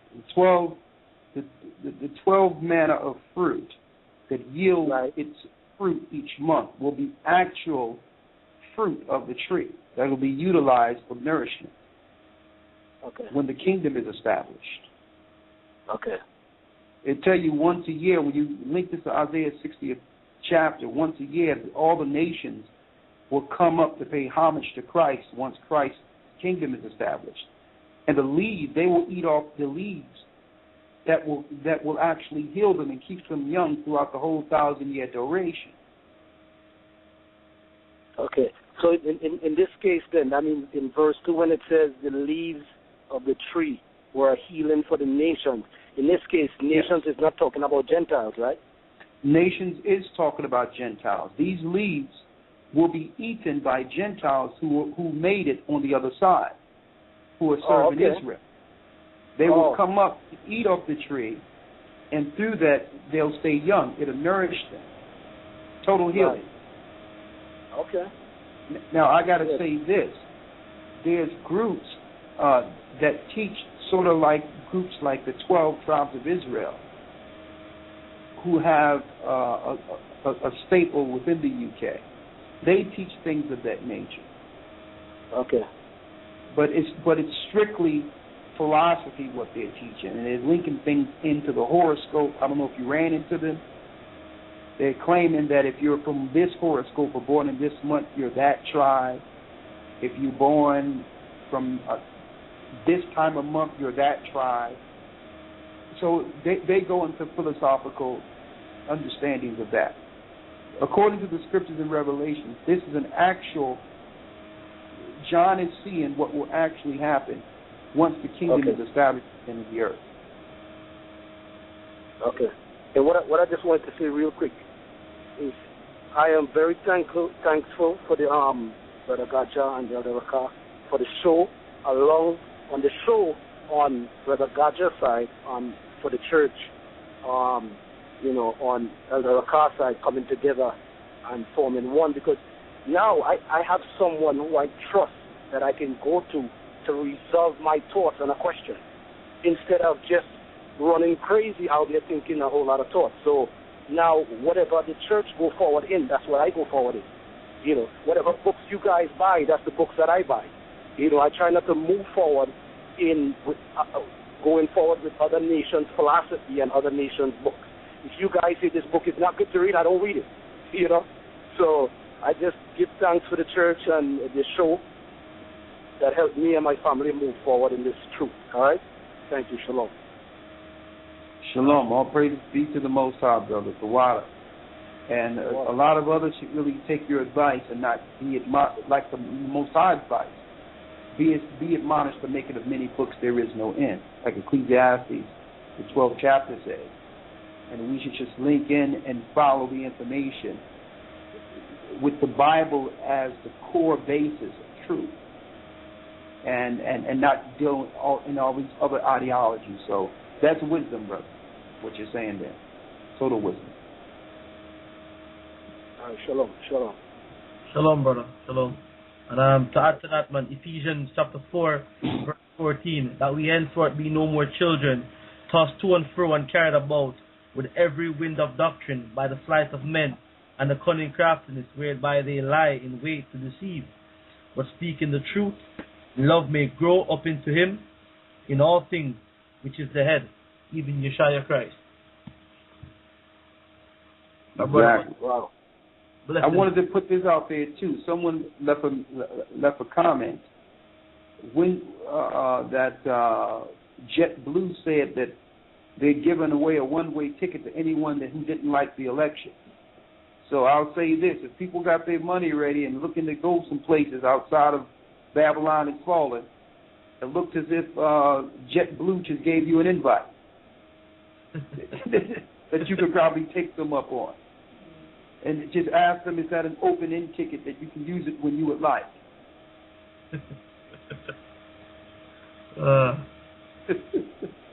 I'm just being a little facetious here. Talking about if you don't like the election, here's a one-way ticket. As if other places are not better than Babylon, the prison state. Let me tell you. What'd you say, Gaja? There's a guy we're trying to get on as well for the show called Blake Sawyer. All right, and I was watching an interview with him, and he was talking about America. Now, one of the questions that they asked him, they said to him, "What would you say to people who say that they can weather the storm in America?" All right, and his answer was on the lines of this. Well, okay, I don't want to sound arrogant, but when the Titanic got hit, the nautical engineers on the Titanic knew it was going down. It was just a matter of time. And to the people who were there, saying that they can paddle out the water that was coming in. It was saying, well, the more or less the nautical engineers were laughing because they knew it was just a matter of time before it would have been at the bottom of the ocean. And he was using that in comparison to America, saying, well, listen, no matter what you're doing, it's going down. And he had a prediction. He said within the next 5 to 15 years, 90% of the American population, as we know it now, would be dead. And that's not a tough projection when you look at the food alone. Yeah. I mean, brother, do you know that the United States is shipping in cows from Japan after the Fukushima explosion? Well, they know the cows are radiated, so they want to use them in the markets of the United States as a weapon. Radioactive beef. Radioactive beef. Wow. There's boatloads of cows coming directly from Japan for the purpose of killing the people. You know, man, I wouldn't be surprised if it's going on here in the UK also. It wouldn't surprise me if they're doing the same thing, like the same when 10 years ago, or about 10, 15 years ago, they had an outbreak of what you call mad cow disease, and they're saying that in 10 years time, 10 years ago they were saying in 10 years time you'll start seeing the effect on the people who ate those cows. So we're looking to see a whole heap of next level crazy go on here in the UK as well. But let me take another caller in, okay? We're down to the last 2 minutes of the live show. People, the queue is almost full. So if you're gonna continue with the show, you need to go over to Ustream, and you'll be able to hear the audio, and you'll be also able to put questions to Elder Rakar as well. All right, we're down to the last 2 minutes. I'm gonna bring in Elder Zahar with a comment. Shalom. Shalom. Hey, Zahar, what's going on over there in Tanzania? Hey, brother, we're just trying to do the work, brother. Thanks for the most high, man. I'm going to say hello to these brothers, man. Great show. Finally got a good internet connection here in the house. So I just want to say hello, man, and big thanks to the Most High, man, to the Spirit of the Most High for allowing us to continue to spread this truth, man. And I like how you put the question to the brother and had him squirming, how he wanted to evade and not deal with any people of color in his topic. I just wanted to say hello, man, before I went to sleep. A little late over here. We're going to continue to do the work, brother. Okay, we can hear you faintly. I heard what you said, but it's very faint at best. I can barely hear you. I know it's probably the internet connection. Yeah, because I got a fan going on, man. It feels like it's 100 degrees. Oh, okay. It's hot out there, huh? Man, yeah, we're in the middle of summer, man. So it's hot. I got a little breeze from the ocean because I'm across the street from the ocean, but man, I need some AC. Okay. I can hear you better now, so if you can repeat what you just said so that others can hear. Well, I was just saying, man, I just wanted to give thanks to the Most High for allowing the Spirit to just be poured out by yourself, brother, and by Brother Gabar, Brother Ganja. You know, it's a great show. It amazes me each time when we come on, we have these guys on, how they don't want to identify or even mention people of color, man. You know, it's as though, you know, they skip all around that and want to give, you know, genealogy to everybody, but won't even mention, like, we're not even a part of the earth, man. You know, so I was real happy that you had him on the hot seat, and he felt the pressure and got on off the line. Yeah. All praise be to the Most High. I know he'll never be the same. He's going to be all right. Once the truth hits you, you're never the same, even if you want to ignore it.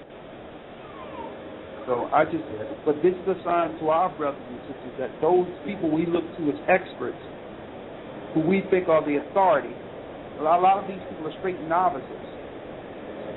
They don't have no understanding. The authority they have is to lower our IQ.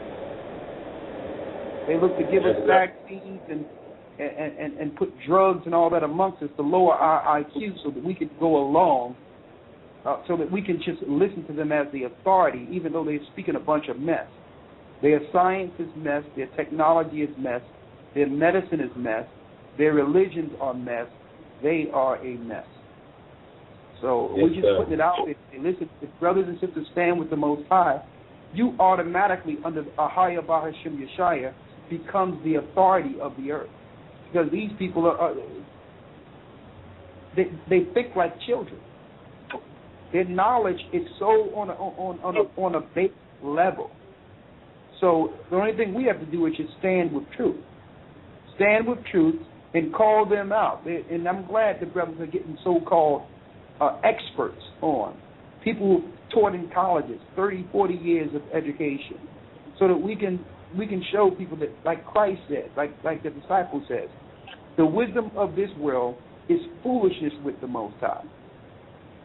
Their knowledge and their history is foolishness because it was all built on lies and covering up the fact that we, black Hispanics, North American Indians, the indigenous people of South America, North Central and South America, all the way up into the South Pacific, our brothers in Africa, where you are today, waking up the people, are the children of Israel, the people in the Philippines, children of Israel. We're the lost sheep.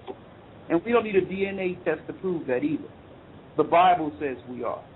Our spirit bear witness that we are the children of the prophets. So I'm just putting that out there, and I'm glad brothers and sisters are open in the dialogue and hearing this for themselves, hearing the open dialogue. And brother, keep in mind, like guys like this and others are people that we pay thousands of our hard-earned money and go in debt to learn from. Amen, brother. Brother, one other question. Did you get the email I sent you about the smart meters that they've been putting in the homes and been in the homes in America for a while? Yeah, I knew it a long time ago. The smart meters are actually ramping up the high radiation and turning the house into a weapon. Yes, brother. Yes. We got confirmation on it, brother. It's called cancer, all that. There's nothing smart about it at all. It's a dumb meter. And don't let them put that in your house because it turns the electricity grid in your house into a radiation weapon that gives you cancer. And also, it sends out waves to depress you, all types of things. They can control you with this technology. So thank you for sending that, but I've actually did the research on that. You can push back and say, no, I don't want that. And not only that, they'll charge you more money, too, when they put it in. Yes, sir. But I'm going to tell you, you can also, because we had a brother, man, that was feeling real bad with intestinal problems. And he covered it with aluminum foil. And immediately, brother, yes, sir, immediately, the brother felt the difference, and he felt that pressure because it feels as though a pressure's on you. You know, it's pressurizing you from the inside, that radiation. So if any of the brothers and sisters in the U.S. are dealing with this, try covering that thing with aluminum foil until you can get it off your home, and that'll block some of that radiation, brother. But I just wanted you to spread that and get it out to the people, because I know a lot of my brothers and sisters may have these and not know what it is, and it's driving the brothers and sisters crazy, man, as well as, you know, putting poison in their body and killing that slowly. Well, another thing that you could do, even if they come to take your meter, don't let them take your meter when they replace it. What I would do, I would just wait till they leave and get a lock cutter and cut that thing off and pull it off. And just put the rubber band back on. There's a rubber band that goes around, and push your meter right back in there. Yes, sir. That's simple. These are weapons. Madness, man. My prayers are with the brothers and sisters there. I hadn't had a chance to reach out. I'm going to probably be on Blog Talk Monday, but I just wanted to say hello, man, and give thanks and all praise and honor to the Most High, man, and just give thanks to you, brothers, for doing the work. And y'all pray for us, brother, and we'll pray for y'all, and we're going to keep on doing it over here, all right? Okay, thank you, brother, and you do the same. If you need us, you know, you can call us, contact us, and if you need help will be on the way. I will, brother. We'll talk soon. Love y'all, man. Shalom. All right, shalom. Someone says that Donald Trump is calling for a march on Washington and a revolution because of Obama being elected. Let me tell you something. Donald Trump might be barking up a tree he can't handle. He the one poured out stuff on Obama before. And, you know, Hurricane Sandy sure took care of that casino business for him. So you better back up. You can't mess with Satan's son. Okay, let's see. Let's take some more callers here. We have let me see. We have a sister Taya in the call queue. Shalom, sister. Question or comment? Hello. Hello. Hello. Hold on a second. Let me get it. Yes, I had a question, but it was actually off topic. It's in Deuteronomy. Hold on. It's in Deuteronomy. Let me see. Okay, Deuteronomy chapter 25. Now it says, my husband's brother refuses. This is when, like, okay, your husband dies and his brother has to take the wife in. So the wife went to the elders and said, my husband's brother refuses to raise a name to his brother in Israel. He will not perform the duty of my husband's brother. Then the elders of his city shall call him and speak to him. But if he stands firm and says, I do not want to take her, then his brother's wife shall come to him in the presence of the elders, remove his sandal from his foot, and spit in his face, and answer and say, so shall it be done to the man who will not build up the house of his brother, and his name shall be called in Israel, the house of him who had his sandal removed. Now, can you break that down to help me get better understanding of what exactly does that mean? I'll absolutely break it down if you can answer my question. Are you willing to answer my question? Yes. How old are you? I am 11. Oh, man, what a blessing. Your parents are wonderful. They got you up in that book, huh? Yes.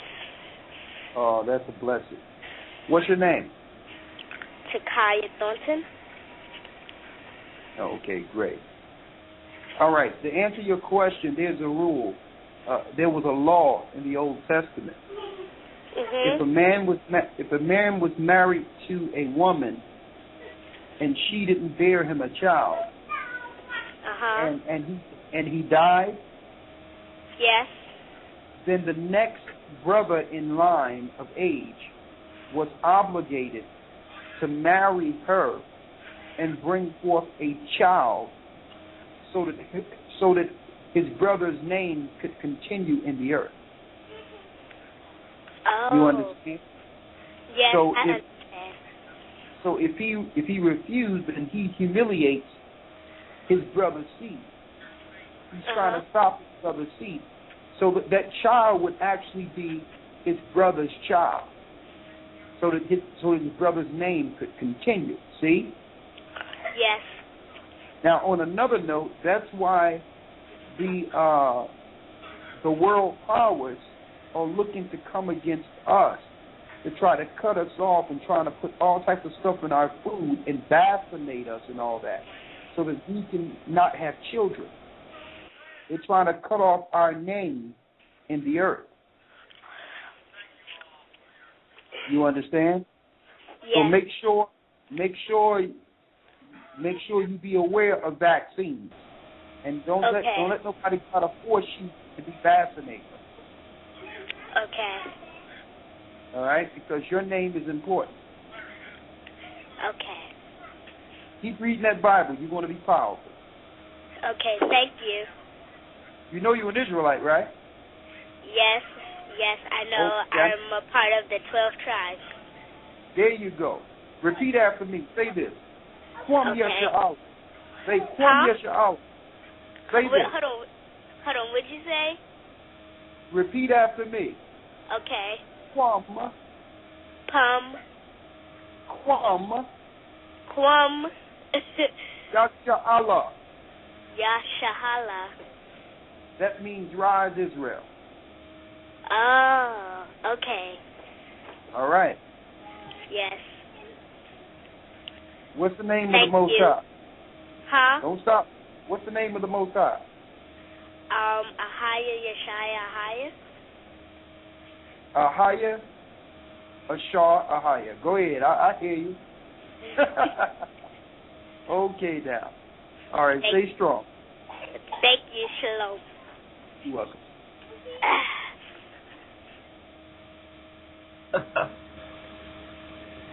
Wow. 11 years old. Oh. Somebody tell me that the truth is not super bad. Oh, listen. 11, wow. You know, I was hearing her voice and I'm like, okay, she sounds young, but she reasons like an adult. Yeah. So you see the question he's asking? Yeah. That's a high level question, you know? Uh-huh. That's what I was saying. I heard the sorry. And when he realized when he realized what it was, immediately said, "Oh, I understand." When she heard it, excuse me. Yeah, that's man, amazing. Yeah, man. Bless the sister, man. Bless the sister for you know. I don't know. It's after one on my end. I don't think we have any 11-year-olds listening to the show on this side, but you know over there in the States, man. I hope the young ones, you know, they're seeing it coming through as well. You know, and you know if they have any questions, you know, come forward and ask, man. I mean, you know that was uplifting just to hear a young sister like that come and put a question down. You know. Amazing. Yeah, man. It was. All right. Let's move to the next caller. We have Brother Moore with a question. Oh, shalom, hey everybody.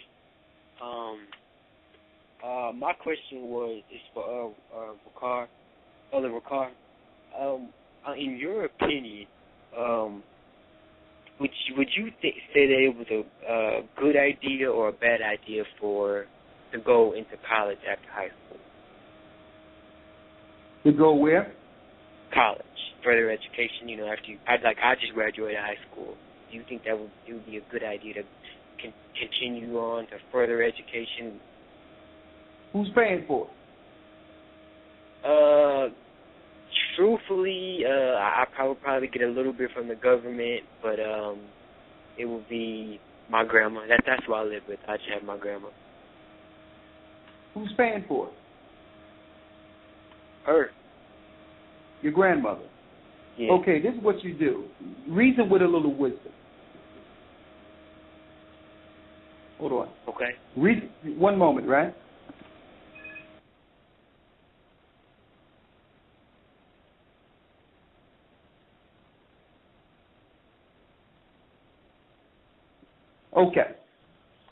Okay, how much do you think that she'll be putting out for your college? How much? I'm thinking, I saw my FAFSA and it was only about $7,000, and I'm in another state too. I've moved to another state, so it's even, they're even lower. So you say about $7,000 a year? That's just the financial aid. That's how much they're giving me when it comes to the government. She'd probably be putting out a lot. I don't even know how much. Do you have to pay back the government aid, or that's free? No. If I'm not mistaken, is that the FAFSA, you don't have to pay that back, right? Okay, so you're not getting a loan in which you have to pay back money. No, I haven't even filled anything else out. I've just been afraid trying to take any loans out because I heard that they've been locking people up for all that stuff. Okay. So, listen, as long as you don't got to pay nothing to do it and it's not going to put you in debt, there is benefits in getting a higher education as far as heightening your IQ. Mm-hmm. And also understanding what the enemy is teaching to fight against it. But the whole deal is you have to understand the Most High says the wisdom of this world is foolishness with the Most High. So you have to weigh what's right for you. Right. Like if I knew back then when I went to school, of course I did a few years there, and in their so-called higher education, which wasn't higher at all when you compare it to the knowledge of the Bible. What I weigh is how much money you're spending opposed to what you're actually getting from it, and is it worth it? Yeah. You understand? Yeah, I definitely. Is it worth?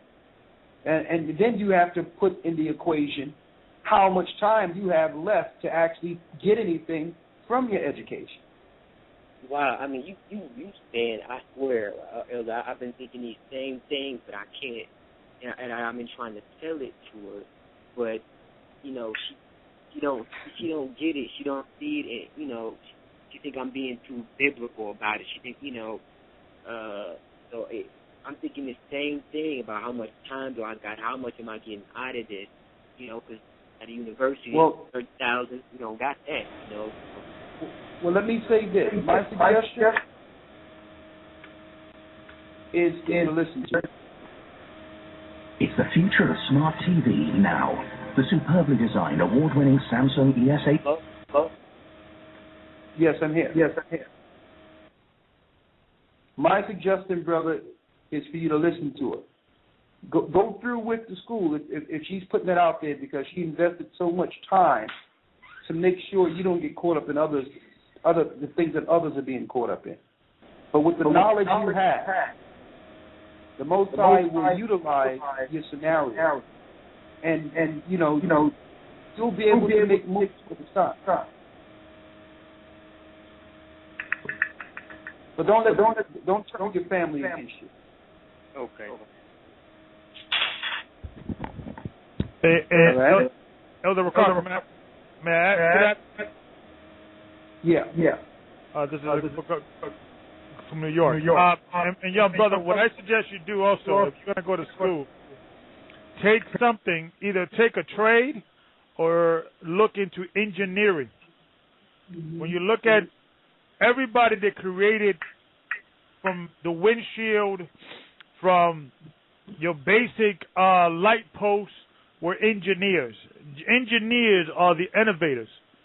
And engineer, if you have an engineer degree, you can work anywhere, literally anywhere. There's a market for you anywhere. So that would be, don't go to school and take like business management or things of that nature. Actually take a trade that you could use and utilize it anywhere. And then you should look into engineering, or just learn a trade. Learn something like plumbing, carpentry, something that you could utilize, and you could use that anywhere.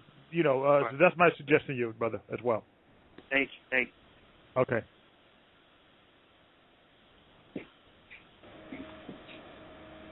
Okay. That was Brother Moore. We have another question here. We have another comment here from Brother Trey. Hey, shalom. How y'all doing? Shalom. Hey, it's like my third time calling here. After my call, can't get through. But I had a question about a scripture. Give me 1 second. Let me run get my Bible.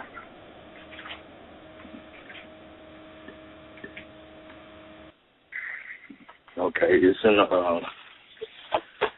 Revelation 5 and 3, if I'm not mistaken. I don't know.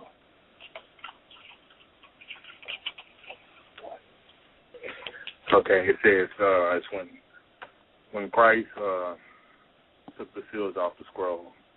Okay, and it said, and I saw a strong angel proclaiming with a loud voice, "Who is worthy to open the book and loose the seals thereof?" And no man in heaven.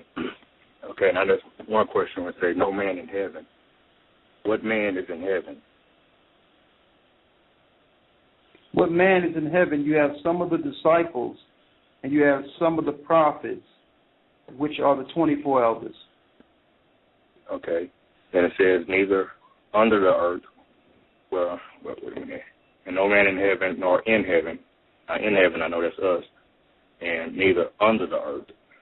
So what man is under the earth? Are they talking about the dead people, or are they talking about something spiritual? You're talking about the people that are in Hades and in the bosom of Abraham. Okay. So in a nutshell, no man or spirit within existence. Gotcha. Okay. That was it. And I had another comment about the guest you had on earlier, Mr. Pike, if I remember his name right. I kind of noticed the pattern whenever you got a guest on. I think they are coming with an agenda because they want to teach. They want you to sit back and listen to what they got to teach. You know what I mean? They're not used to coming up with learned brothers that know history, know Bible prophecy, just know scriptures, period. They want to be the authority because they feel that, it's just something about being an Edomite. They always feel that they are the professionals. They know everything. They have authority on everything. So when they come up against the truth, they just say, I got to go. Sorry, time running out. Time running short. So to me, it's like you're beating a dead horse when you get these guests on, and they not trying to hear what you're trying to bring forth because they coming and trying to show what they know. I think right now is the time, with these guests that's on, with the exception of Brother Earthquake, because I think you kind of struck a nerve with him. I think his eyes opened up some. But I think right now you should concentrate on getting Israel together, getting us all. I know Christ is going to do it, but we can have a head start in trying to get everybody on the same page. Get some of these other Israelite camps and hey, why are y'all calling the Most High Yahuwah and all these other names? And the scriptures clearly say that I am who I am. Ahaya Shor Ahaya. Where do you get Yahuwah and all those other names from? And maybe if it's just one person that's listening on the air, they can pick up on it and learn from it. That's one more brick that we got in the kingdom. You know what? That's some good advice, and we'll take inventory. But I would like to say this: when we invited these guys on, we had full intention that they would actually say what they said on on their own media outlets. We had no idea that they were going to come with an alternative agenda. And if I wouldn't mind, I would let them speak if they were talking about truth. So I don't mind learning from someone. I don't mind hearing them and just adding to our learning if they're bringing forth understanding. If this guy would have came on and said what he promoted on some of his videos, you would have heard very little of me. Right, because I actually seen that video. Yeah, yes, sir. I seen that video, and I thought he was going to come with it. But if somebody contacting him and say, hey, I don't want to hear it, you shut it down, or I don't know what's going on, but it's a pattern. Even with the guy, what's his name? Babylon Timbuktu, what was his name?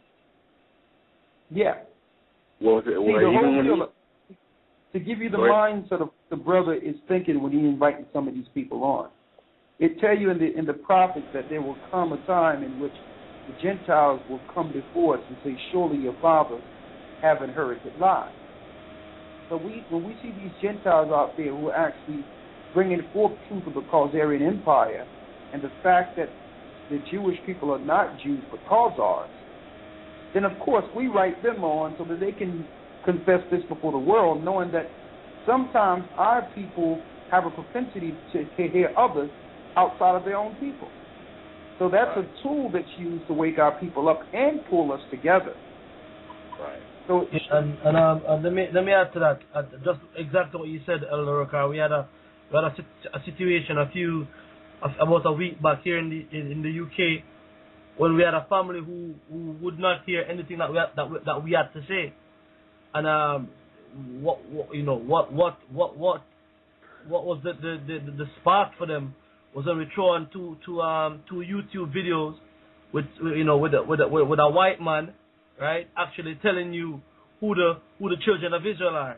You understand? And we've been trying to show the brothers and sisters who we are, but for some reason they just when we bring it, it's not as and it's sad. Right. Understand? It's sad, but it doesn't hold the same weight in the minds of our programmed people. Yeah. Right.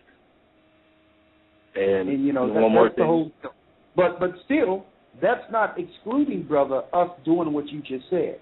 Yes, and I was gonna say that as well. I have thought about that, inviting another Israelite camp onto the show, also that we can talk. But I mean, the only reservations I have with it is that some of these guys come on with just straight cursing. You understand me? And we don't get we're not gonna get nowhere like that, reasoning like that. You understand me? Yes. Well, the reason I would think twice about bringing them on, because it would be a never-ending situation, and it won't stop at this. And that would be the beginning of us undoing everything we've established. Yeah. You bring them on, and they come with all this mess, and now there's a YouTube dispute over camps and all this other stuff that they want to make it into. Yeah. It'd be a total diversion from why we've... And not only that, when they come on, the knowledge alone is going to put them in their place. And they can't live with that either. Yeah. So through that, they'll use YouTube as an outlet to start some type of... This is what our people do, man. You see how the Gentiles, they'll come on, and if they can't stand with it, they'll be like, you know what? I'll humble pie. I respect you having your opinion, but I'm not going to try to attack and go after you or try to destroy you or whatever the case is. You continue with what you're doing, I'm going to continue with our people don't work like that. Yeah.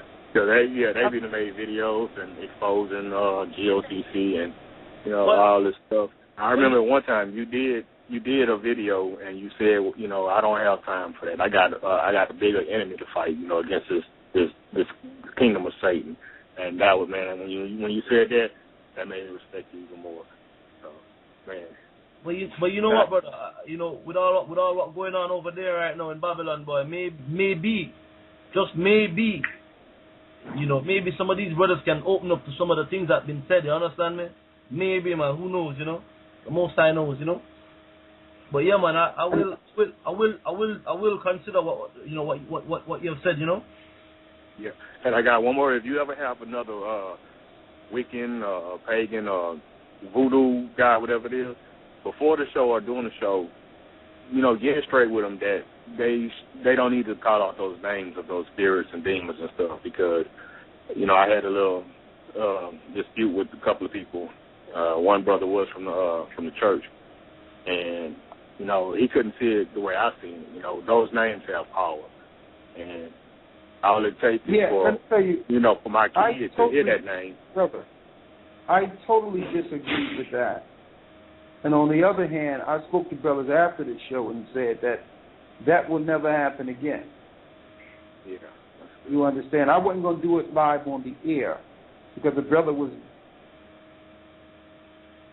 Yeah. Brother. I mean, like when Brother Earthquake, I mean, he said, Brother Earthquake said a couple of those names, and I mean, that one of those names just stuck in my head, man. I was like, what's going on? You know? And I could just imagine if my kid would have heard it or something and tried to look it up or research it, and there you go, I got a door open for spiritual torment and all that. Yeah. But I mean, I ain't gonna take up. First, wanted to say, listen, brother, you got to back up. I mean, these things are empowering him, but he didn't really walk away from it because it's fresh in him. Right. I think mentally he walked away from it, but these are the things that gives him his position to say he went to hell and he knew all this secret knowledge and he dealt with witchcraft and all that. But he didn't leave off of any of that. He didn't say what the transformation was. And, you know, I really had to leave the whole thing because I didn't want to really hear those spirits. I apologize to the listenership that heard that. And as you can see, that's the video. We didn't put that out on YouTube either. As a matter of fact, we're going to delete that from the archives. Okay. So I agree with you, and your point is well taken. And I wanted to call in and talk. Well, I did actually talk to Earthquake, but it was later. And I wanted to tell him that the kingdom of Satan is on levels. I mean, just because you fell away from, you know, your old life and you now a preacher, and you still preaching the same doctrine, you know, from the Catholic Church. So, I mean, that's still there's a different spirit that's in you, but it's a spirit of deception. You're still deceiving people because you're calling on a false name. You're probably still going to church on Sunday. So, just because you feel that you came from one side of the fence and went to the other side of the fence,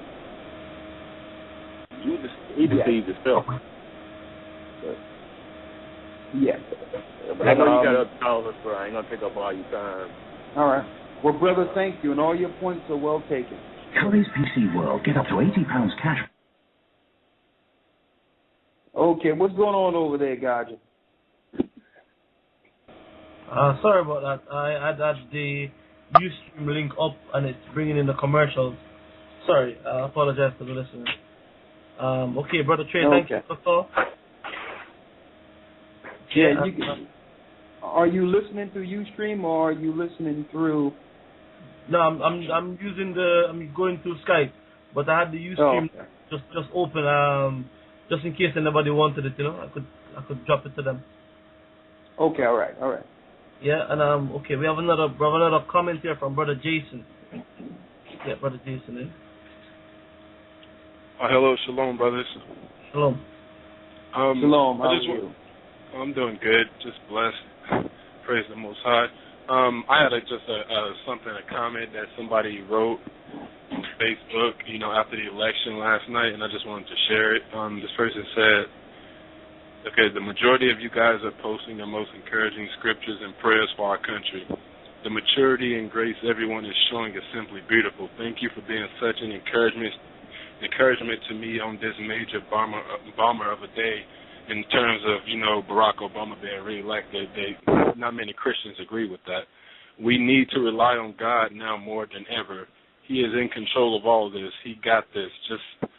Let's just keep looking to one who holds tomorrow instead of worrying about what tomorrow holds. And like basically what I got out of what she posted was that now that Obama, was put back in office, not reelected, or he didn't win anything, but now that he's in office, back in office, it's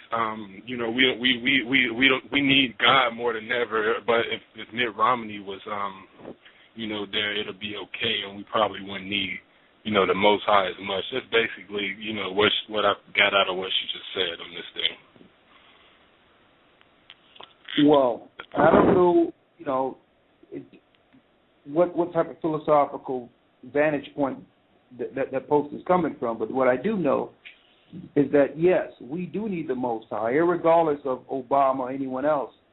We need him in this time, and believe it or not, it doesn't matter whether it was not Romney or whoever else.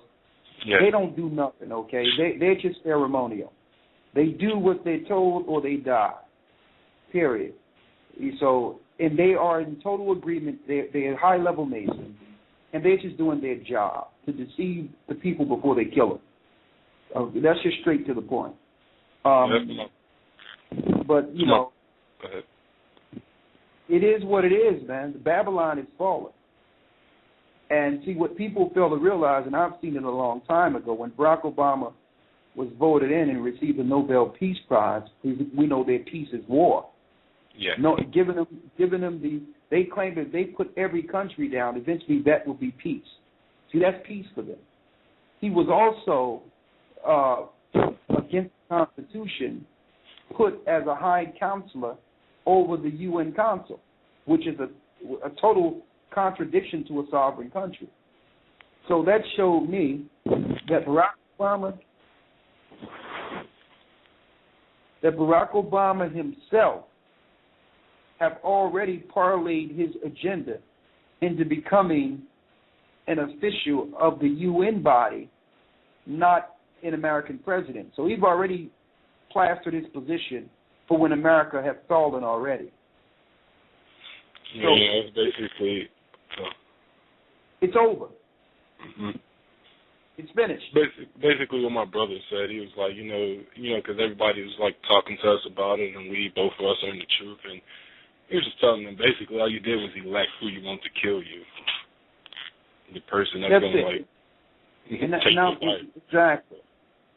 And if you elected the person, that means you are in agreement for what they're going to do to you.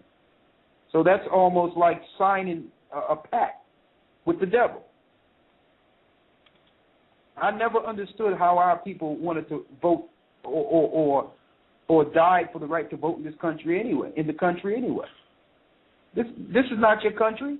This is the land of our slave masters. This is where we are enslaved. So now you want to say you agree with the death they're going to bring. So, and I'm not looking at it's not a condescending statement saying that our people are not smart enough or whatever the case is. This is all, it's a shame because this is all our people have. This is all we've been taught we have. So by default, they feel it's patriotic to support, their homeland. Yeah. So a lot of them just don't know any better. That's all I wanted to comment on. I know other people want to talk, and we only have a few minutes left, so just let you brothers get back to the good works. Bless you all, and I just keep those on the East Coast in my prayers, and just continue to praise the Most High, and just pray for me too as well, brothers. Bless you. Shalom. Bless you. Shalom. Okay, Elder, we're down to the final 22 minutes of the show. Anything else you want to put out before we take the next call in? Well, one thing I wanted to say, and I think it'll be a good idea, especially for areas that are not battle-torn through Sandy, because they're calling it a battle now. I think it's a time that's coming where we have to set up community meetings within the community, not just out there speaking, but sitting up talking, find out who the block captains are, find out who the people are, the influential people in the community, and set up meetings in your rec centers and things of that nature, and speak on a level that everyone understands. Let everyone know what's coming. Give them facts. Give them, even if you can't give them the Bible, because a lot of people look at the Bible as something else. You know, for those who want to come and learn about the Bible afterwards, you can let them know where you get the information at a private setting. But I think it's time where brothers can set up in rec centers and all that, and talk to community leaders and let them know what's coming down the pipe. Let them know that they've been sold out, that their schools have sold out, that it's finished, that the vaccination program, the eugenics program, the war, that the impending battle that they will have against the poor, how they're looking to starve us out and have tanks driving down the street. And you can use New York as an example. That's coming to a neighborhood near you. So, you know, it's time for us to think on other levels outside of how we've been bringing forth the truth. We have to learn to be all things to all men to gain a few. So if you got to sit down with people, not shout at them or try to be the authority, just hear what they have to say, and in certain point inject the information that's needed. So I'm just putting that out there as some advice for fishers. Okay. Do you have anybody else who want to come in? Yes, sir. One sec. We have Brother Kenny with a comment. Shalom. Yeah, shalom. Shalom, Brother God. Elder Wakar, praise the Most High for this opportunity to be on and for, you know, for the show and the knowledge that's being put through.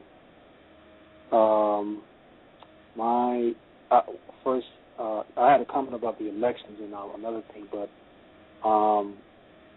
it's good that you said that about the community work, because I was speaking to a brother yesterday about that. I'm over here in Maryland, in the Maryland, D.C. area, and we have a pretty small congregation here, but we regularly we convocate on the feast days in different locations, and because we don't have a set location, and we also, you know, through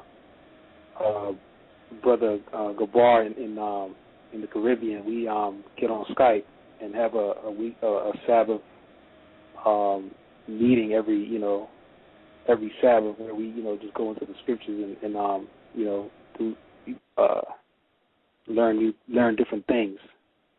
But it's a brother that we just baptized a few weeks ago. His name is Brother John in D.C., and he was telling me about how, you know, we got to, like, you know, get people ready and start, you know, getting people ready. Okay, brother, you got to. We only got 22 minutes. I need you to quantify what you're saying. I didn't want to cut you off, but we got 22 minutes in the show altogether, so you have to bring it forth.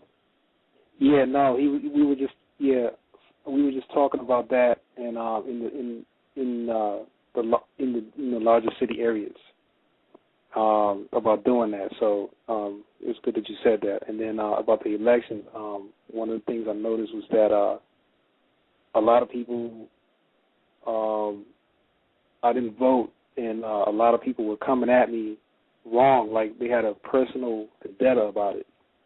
And you know, I thought it was like kind of like a spirit on these people, because when you hear them talk, you know, and you ask them questions, they got an answer for everything, and they loop around your question, just like, you know, the candidates do and the people that be on TV.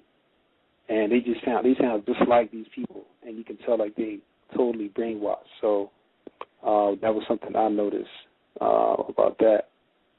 But yeah, that's all I wanted to say on that. Okay, brother. Well, the wilder, brother, you keep on doing what you're doing, all right? All right. Okay, bless you. And I would like to say, and I thank the Most High, that this was the lowest turnout of any of all voting processes within the United States since the voting process began. I mean, in our modern era in which everyone have the right to vote. So I thank the Most High that most people are waking up and not turning out to vote in this clown election they call it an election. where you got a choice between the guy with the AK-47 or the Glock 9.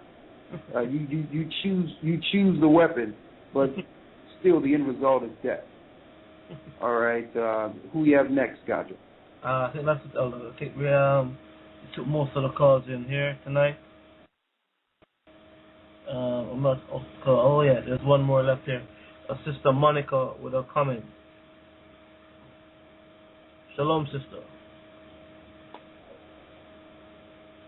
Hello, Sister Monica. Okay.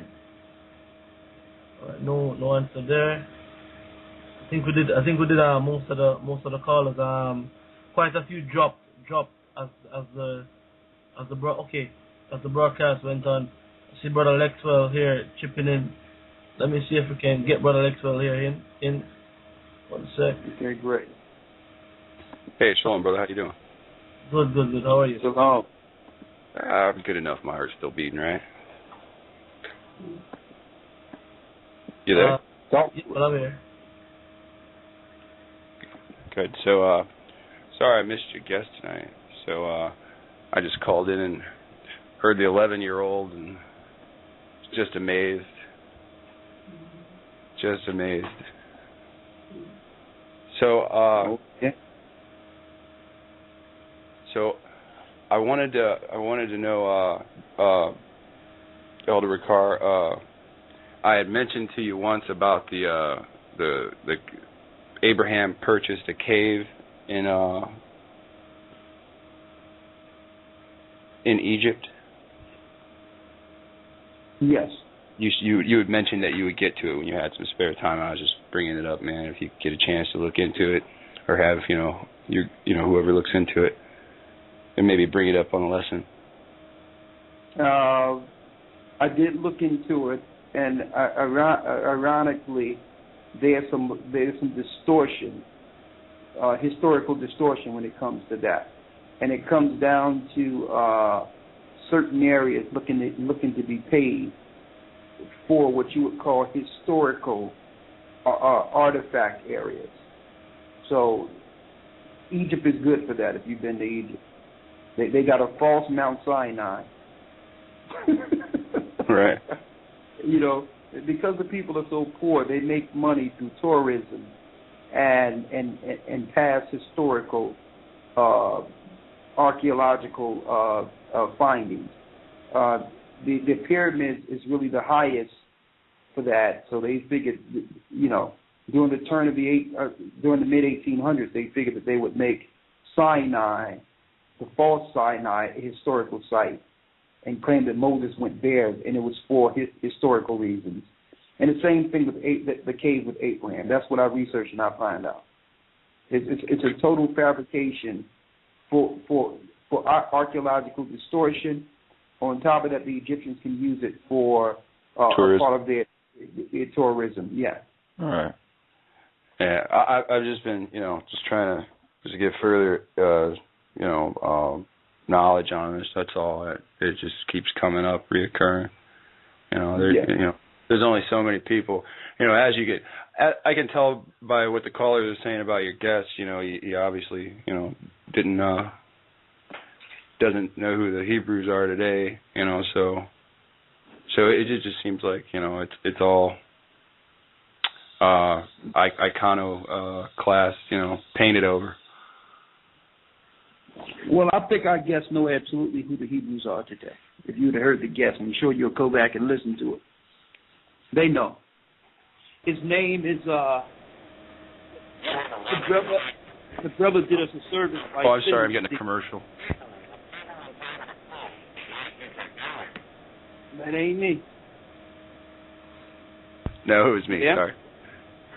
Okay, the brother. Check that out. Hello? Yes, sir.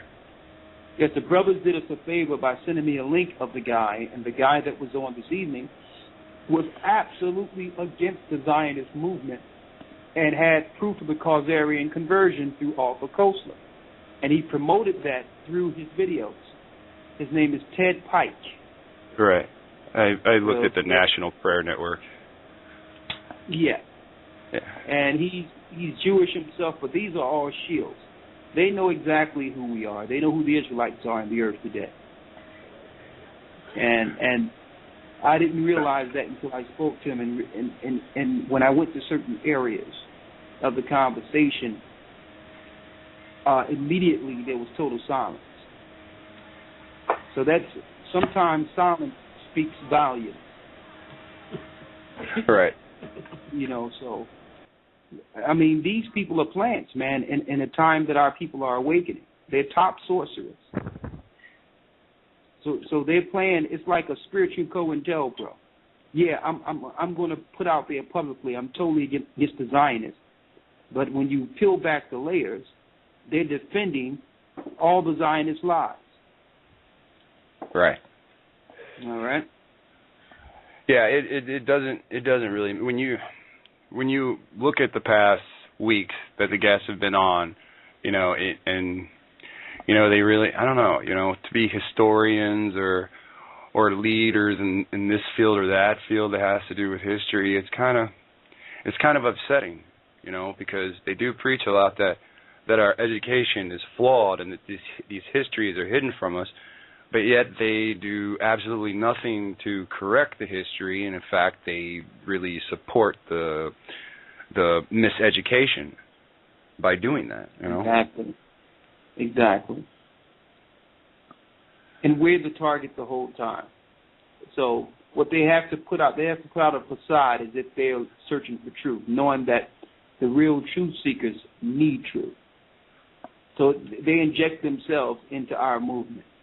Well, that's it right there. Because you always, as we grow, we always watch stuff that always say to us, ask why, because why is always the key, right? But when these topics come up, nobody truly asks why, and I think that's really what it is right there. It's to inject themselves into it. You know, it's like the scripture your father taught you traditions, not the truth. You know, and you can't have the traditions and the truth. You know, that's what this Christmas stuff is. You know, oh well, we're celebrating Jesus and Saturnalia. You know, I mean. It's kind of sick, you know, because you're fooling a guy, you're lying to a guy in the flesh, but you're really condemning them in the spirit. It's I don't know. It seems like an abomination when they lie like that. Well, it's what they do. They're sorcerers. See, and I'm glad the pagan was on the other day because he was explaining there's many levels of sorcery. Conjecture is a level of sorcery. Being able to get one to change the conversation. That's the old Jedi mind trick. Right. So this is what do we expect? They're the synagogue of Satan. See, but we're just bringing a lot of these people on so that others can see them for what they are. And let them establish let them establish their truth, and then we'll expose their truth as a lie. And right. see, and this is why they wanted Christ on the stake. They wanted to destroy the disciples because you cannot deceive when the foundation is true. It's that simple. But we need others to see. Why? We have to tear them down because through our people's mind, these satanic sorcerers are the authority. They can do no wrong. They're the beginning of everything. They're Iron Eagle. They're Rocky. They're Over the Top. They're the Last Samurai. They're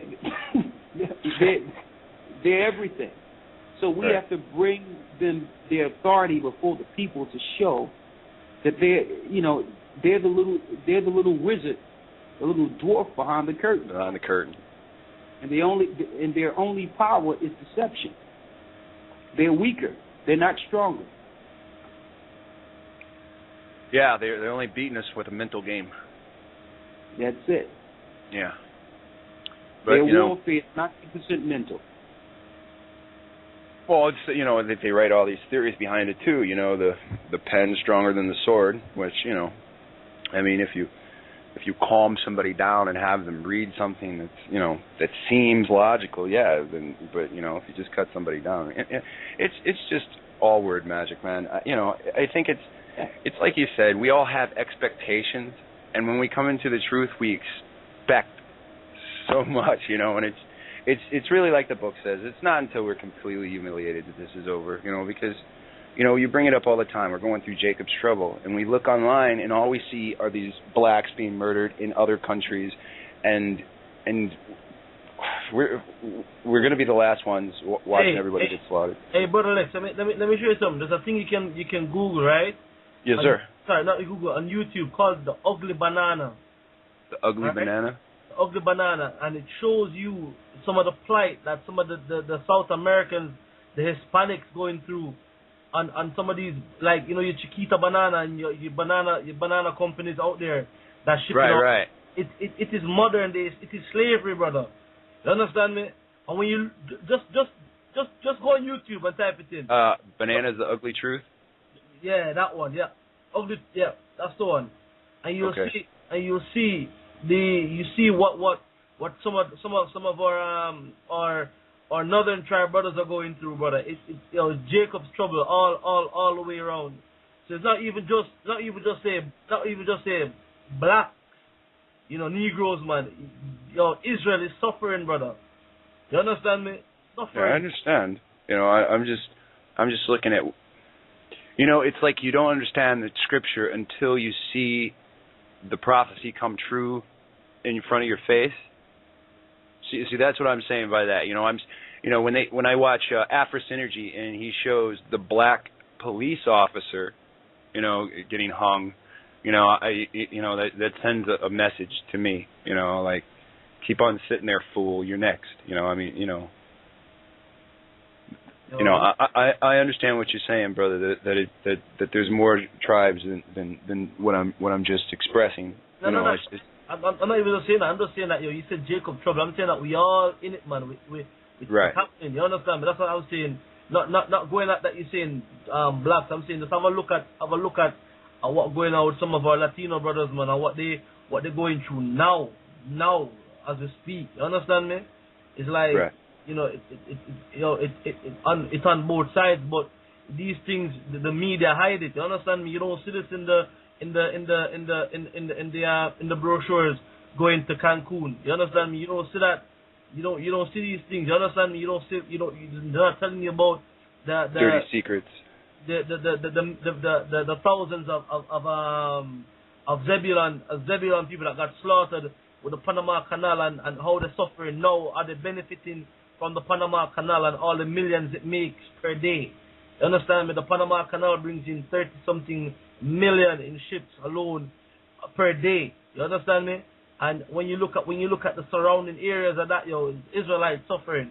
You understand me? And right. we're not hearing about these things, brother. Colombia, the same thing. The oil down in Colombia have wealth, but at the same time, the people in poverty. Venezuela, the same thing, poverty.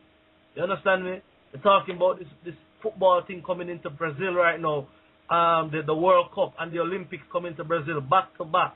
How many people gonna benefit from that? You understand me? So right. You get me. Just look at it. Going into Africa, the resources in Africa, but yet still, we're suffering the way we're suffering like that. You understand me? So this thing universal, this thing global, man. You understand me? From the minute level up to the grand level. All right? And brother Gocc, this is Brother Gabar in the studio. You got 2 minutes left for the show. Okay. Just remind. Okay. All right, man. Thank you, man. Thank you for that. Blessings to everyone who tuned into the show this evening, man. It's been a pleasure having you here. Hope to see you again next week. Ella Rakar, you there? Yes. First of all, I want to say thank you for everyone, for brothers and sisters, for listening and bringing it over to the Ustream. That was a great idea. I would like to say thanks to Lex Will for calling in, and I want to say that, brothers and sisters, we're going to reach out to you all. We've been answering email. We're going to get everything together. We're going to ramp the process up and try to bring this together.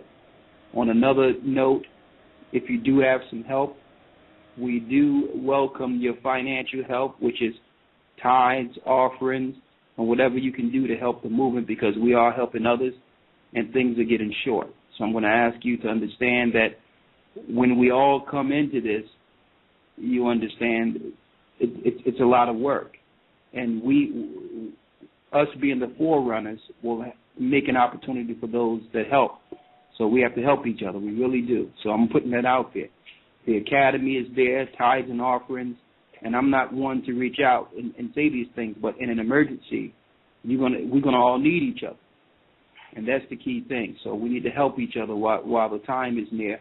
And we have to wake up as many people as we can